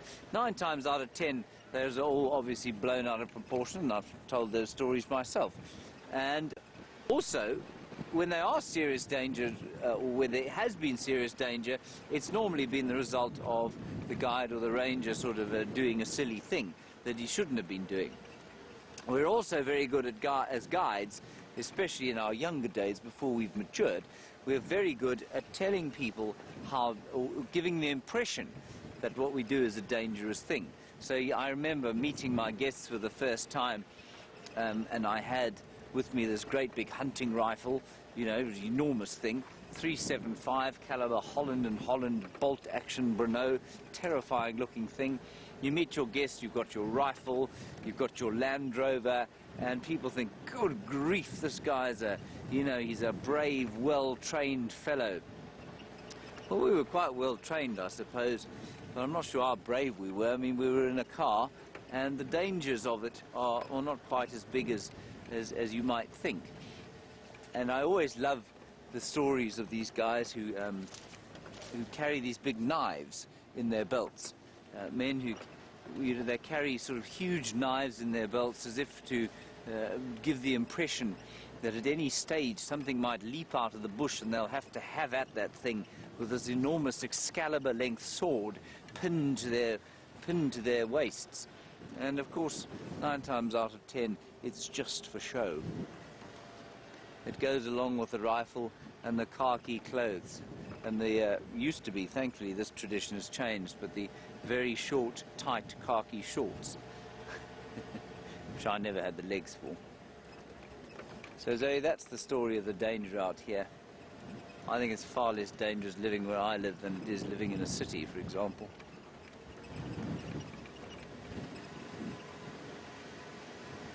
And HK, you want to know how we stay safe from getting malaria. This is not a high-risk malaria area, HK, but what we do is we spray. You put spray on your skin if you want to, if you're a bit worried about that. We spray our rooms out every so often with an anti-mosquito repellent. Viam sleeps under a mosquito net. You do, don't you, Viam? Yeah. So that's a good thing to do in the summertime. Do you do it in winter, Viam? Yeah, it depends how many mosquitoes are there. Okay, so it depends how many mosquitoes are in his room as to whether he'll sleep under the net during the night time or not, at least during the winter time or not. Otherwise, you can't really take prophylactics. You can get homeopathic prophylactics that are seemingly very effective, but the best thing to do is to just put a bit of stuff on your skin, and you can take prophylactics if you come here on a visit, but we, living out here, can't take them on a full-time basis, otherwise we'd get very sick. Our livers wouldn't be able to cope with them. So that's how we deal with malaria, HK. I like to think, on the subject of danger, because it's a bit of a bugbear of mine, I like to think that we are evolving as an industry, and by that I mean the guiding industry, into far more naturalist guides who appreciate all parts of nature and appreciate animals' behavior. Who was a bit of a yahoo in the bush, who didn't know a huge amount about the place and took chances and sort of provoked animals to charging and, wore great big knives on their belts and that sort of thing to show how big and strong they were. I like to think we've evolved from that. I don't know. All right, let's go back to the lines with Jamie. Very dangerous.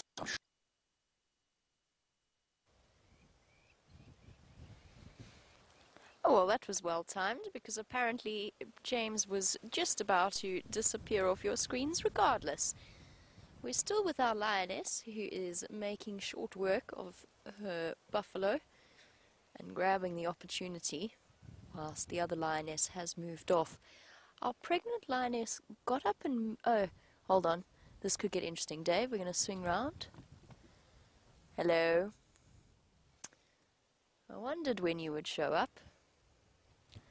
Alright, now this is interesting. One hyena is not enough to chase a lioness off a carcass. That's where the second lioness went as well. I don't know where she disappeared off to. She moved. There's more elephants rumbling in the bushes. And now this could be interesting. I don't think a solitary hyena is going to be brave enough to chase away a lioness, but you never know. And it might be more than one. I'm going to keep an eye on what's happening further up the road.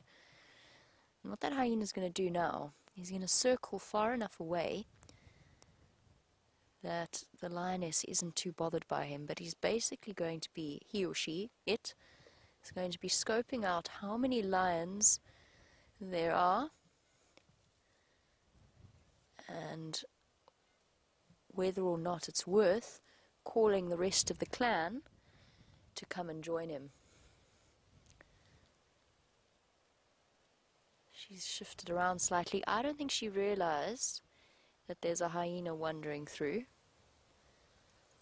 She's going to soon though, although it's so windy that she might not. I wonder where that second lioness went. I don't think she would have gone far. I think she just moved to find a more comfortable position. Oh, she's just chased it away. Can't see it. Hold on.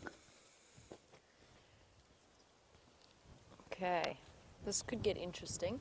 I just heard the growl and then a hyena yip in fright. I don't think it realized that the lioness was there.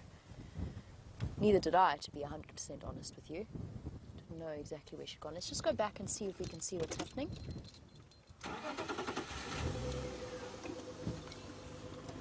I think the hyena's probably long gone.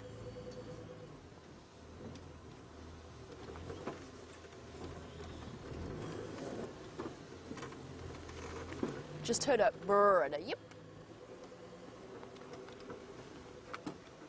Okay. Now we're a bit further into the block. I'm going to stay with our view for now because all of the action is going to, if there is action, is going to center around the carcass.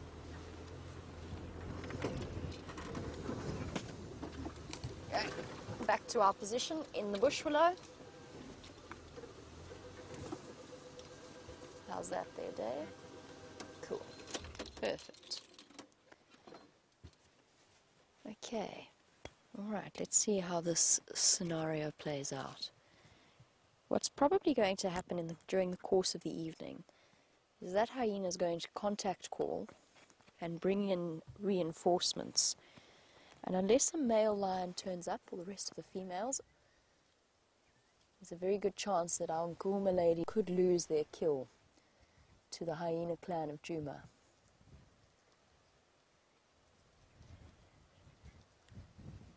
We just have to wait and see how this plays out.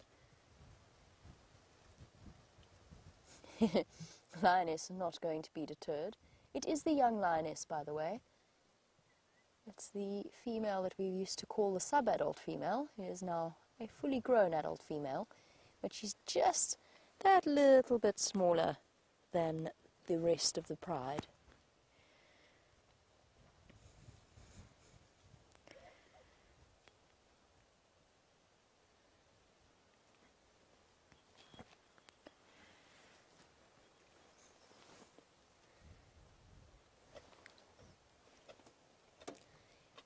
Hear her crunching away. The usual sounds of our lions at night.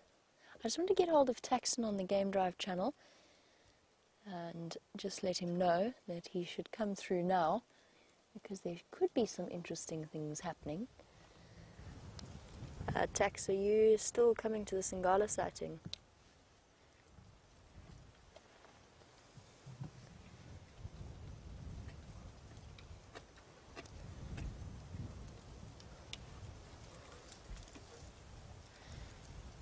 Okay guys, while I just have a quick discussion on the Game Drive channel, let's head back over to James.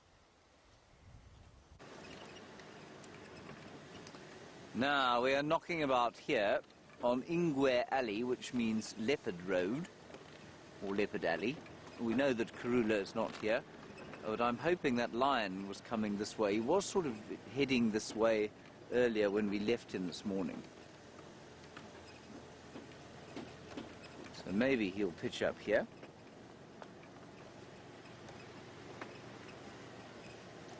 Ah, James Bear, that's very, very well observed by you. You say, why does the antenna look like a porcupine quill? Well, Viam very cleverly disguised it. And I mean, look, he didn't disguise it, but he made it much less obvious than it used to be. That when it was sort of chrome-colored it got in the way of every shot. And now if you zoom in far enough past the antenna, you hardly notice it in the shot. So that's why. It's just trying to sort of lessen the effect of the shiny metal. And one day we'll have it sorted out that the aerial actually sits on the back of the vehicle. But at the moment what happens is if you put the aerial on the back, the broadcast signal interferes with the actual radio signal and it becomes impossible to hear what Kirsten Max Smith is saying. And good grief, you don't want to incur her wrath. If she thinks you're not listening to her, you get into a lot of trouble. There's an effluent. They're just going to go past you, my friend. We're not going to disturb you. You turn off these lights. It's just over there. A young bull. He's much more afraid of us. I was just thinking, before we linked back to Jamie, of course, we're not supposed to be seeing that elephant, so that's why we didn't shine on him. Just because it's not nice to shine on elephants. They get very upset with the light. I was just thinking, we were talking about danger earlier with Zoe, and of course I was talking about the new kind of guide. And as I said that, I thought to myself as I linked to Jamie, that is precisely the kind of guide that we are trying to cultivate. In the industry, she's the kind of new generation, if you like. Nerves of steel, but no need to show them, if you know what I mean. No need to demonstrate any kind of macho behavior. And she's the kind of guide I think that most new guides could look up to and take their cue from, especially men. They could learn a lot from Jamie Patterson. I know I have.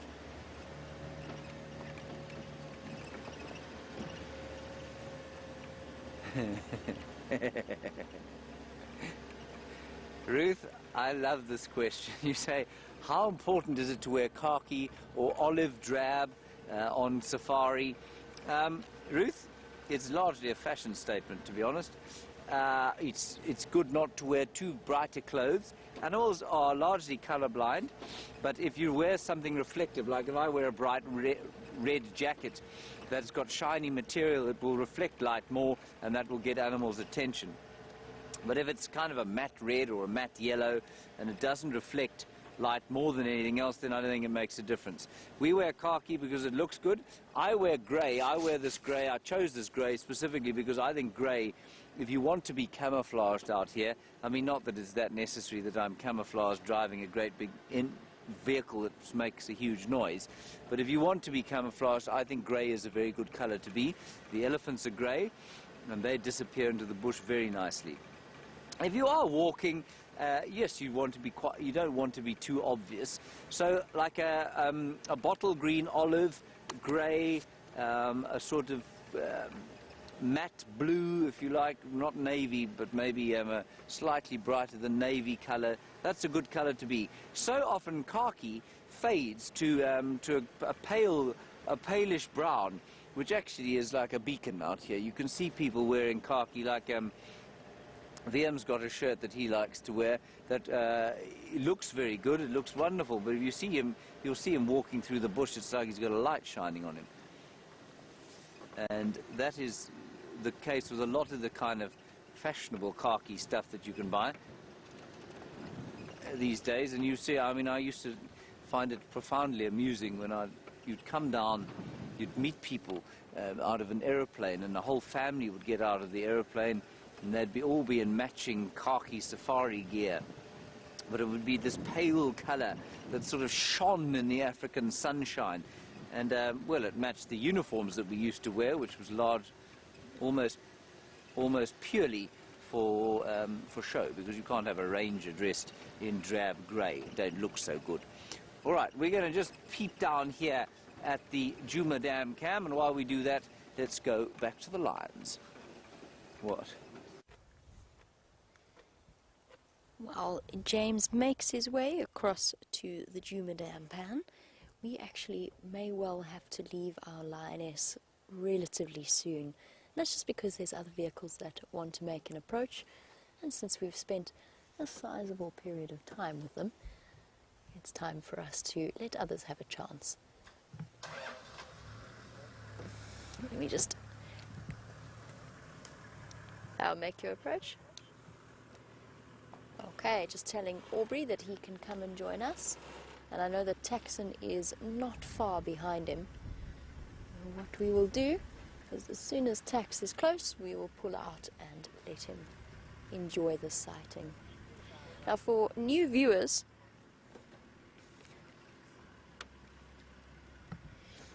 the reason that we can shine the light on the lions, and this is also to answer Molly's question, the reason why we can shine the lights on the lions without them being bothered is because as nocturnal animals, the light doesn't in any way hamper their ability to see in the dark.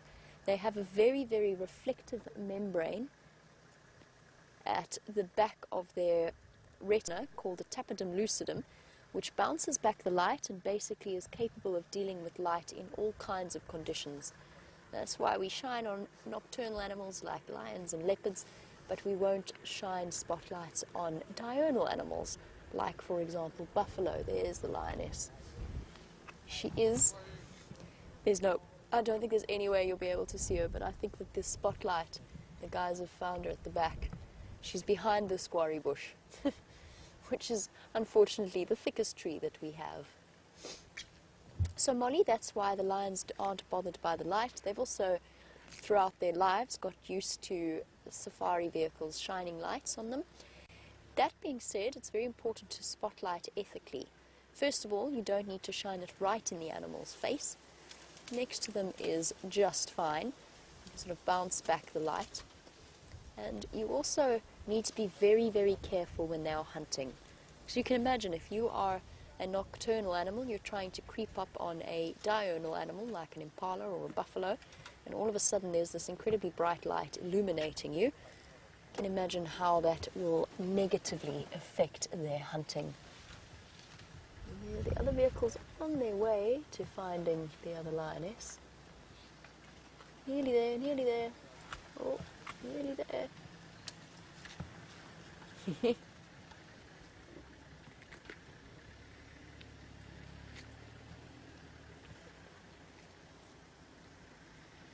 Obviously she's decided to take a little bit of a break at the back behind.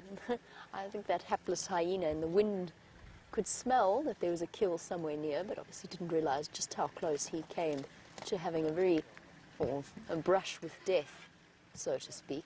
Because the lioness, if she had been bothered, if she hadn't been so pregnant, if she'd been a bit faster and a bit more agile, she probably could well have killed that hyena. Most of the time, however, the conflicts between our big predators, our top 5 predators, actually end with the parties going off in opposite directions, and sometimes even watching each other from a comfortable distance. Nothing out here wants to risk injury, because it means the difference between life and death.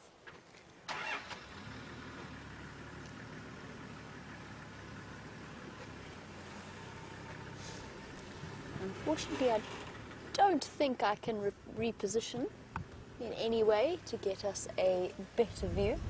I'm just going to find out where Tax is. I'm sure he's not coming up behind us. He did say he was coming from Impala Plains. I'm sure it's fine. I'll hear him when he comes through.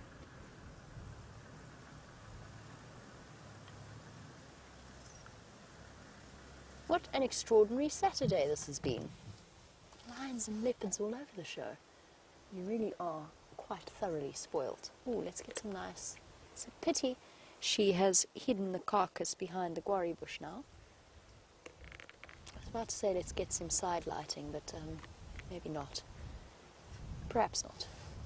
We've got a view here of sorts. Well, hopefully these females manage to defend the carcass throughout the evening from other hyena, and they will be here with us tomorrow morning on the sunrise safari. There's plenty of meat left, and they should still be around. It just depends on whether or not they manage to defend it. We might even find upon our return tomorrow morning, that they have been joined by some of the missing number of their pride.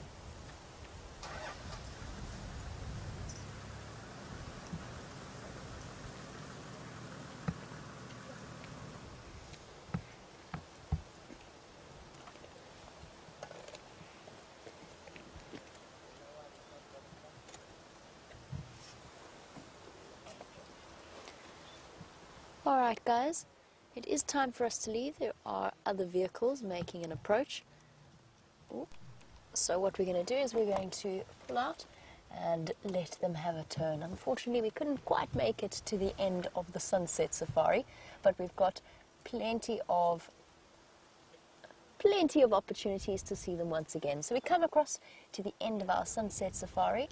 It's been an incredible day, and I'm so glad we got to share it with all of you. Thanks, Dave, for your fantastic camera work, and thank you to the lovely ladies in Final Control.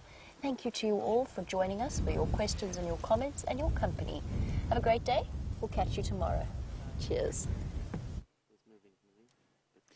There's a gerbil in there, everybody, a little bushveld gerbil.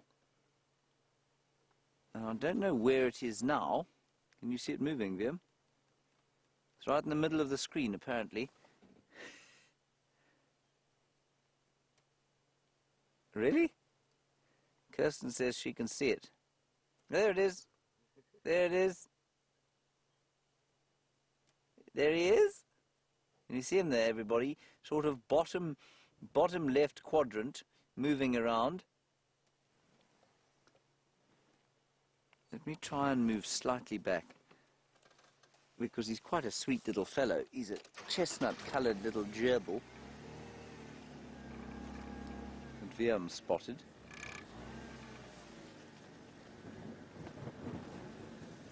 If we get a good sighting of this, of course, it'll make up for everything we didn't find, don't you think, Liam?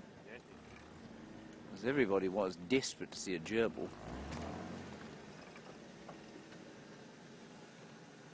I'm afraid I don't see it there. No, let's carry on. Anyway, bushveld gerbil, everybody. Highlight of the day.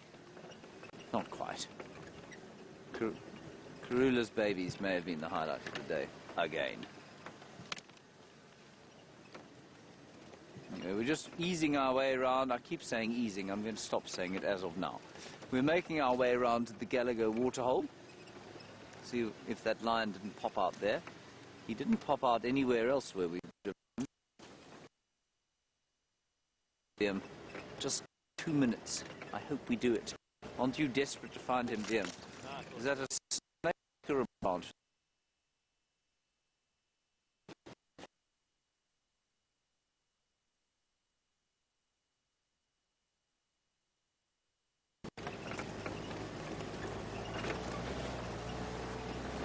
Sorry about that, everybody. It's just that little dip there. Come around the corner. There must be a lion here somewhere. Is he? I'll be amazed if he doesn't find those lionesses on their buffalo tonight. And I'm sure they'll have to share it with him, because he's bigger than them, you see. Around the corner.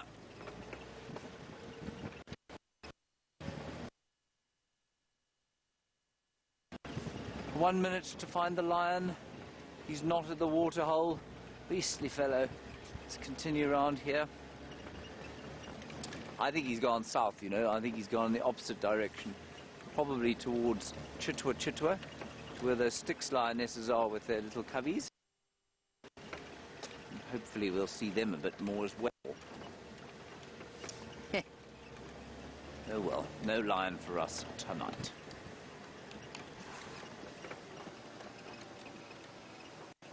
We'll just have a brief listen here. The last of the wind blowing. Oh dear, I pulled out. Oh, we got 20 seconds. Phew, I wondered what had happened to Kirsten. Thank you, everybody, for a wonderful afternoon. You bore with us, and it bore fruit, I would say. We saw a few things. Jamie saw some incredible things. We will see you tomorrow at 06:30. Until then, stay happy wherever you are in the world. Bye-bye.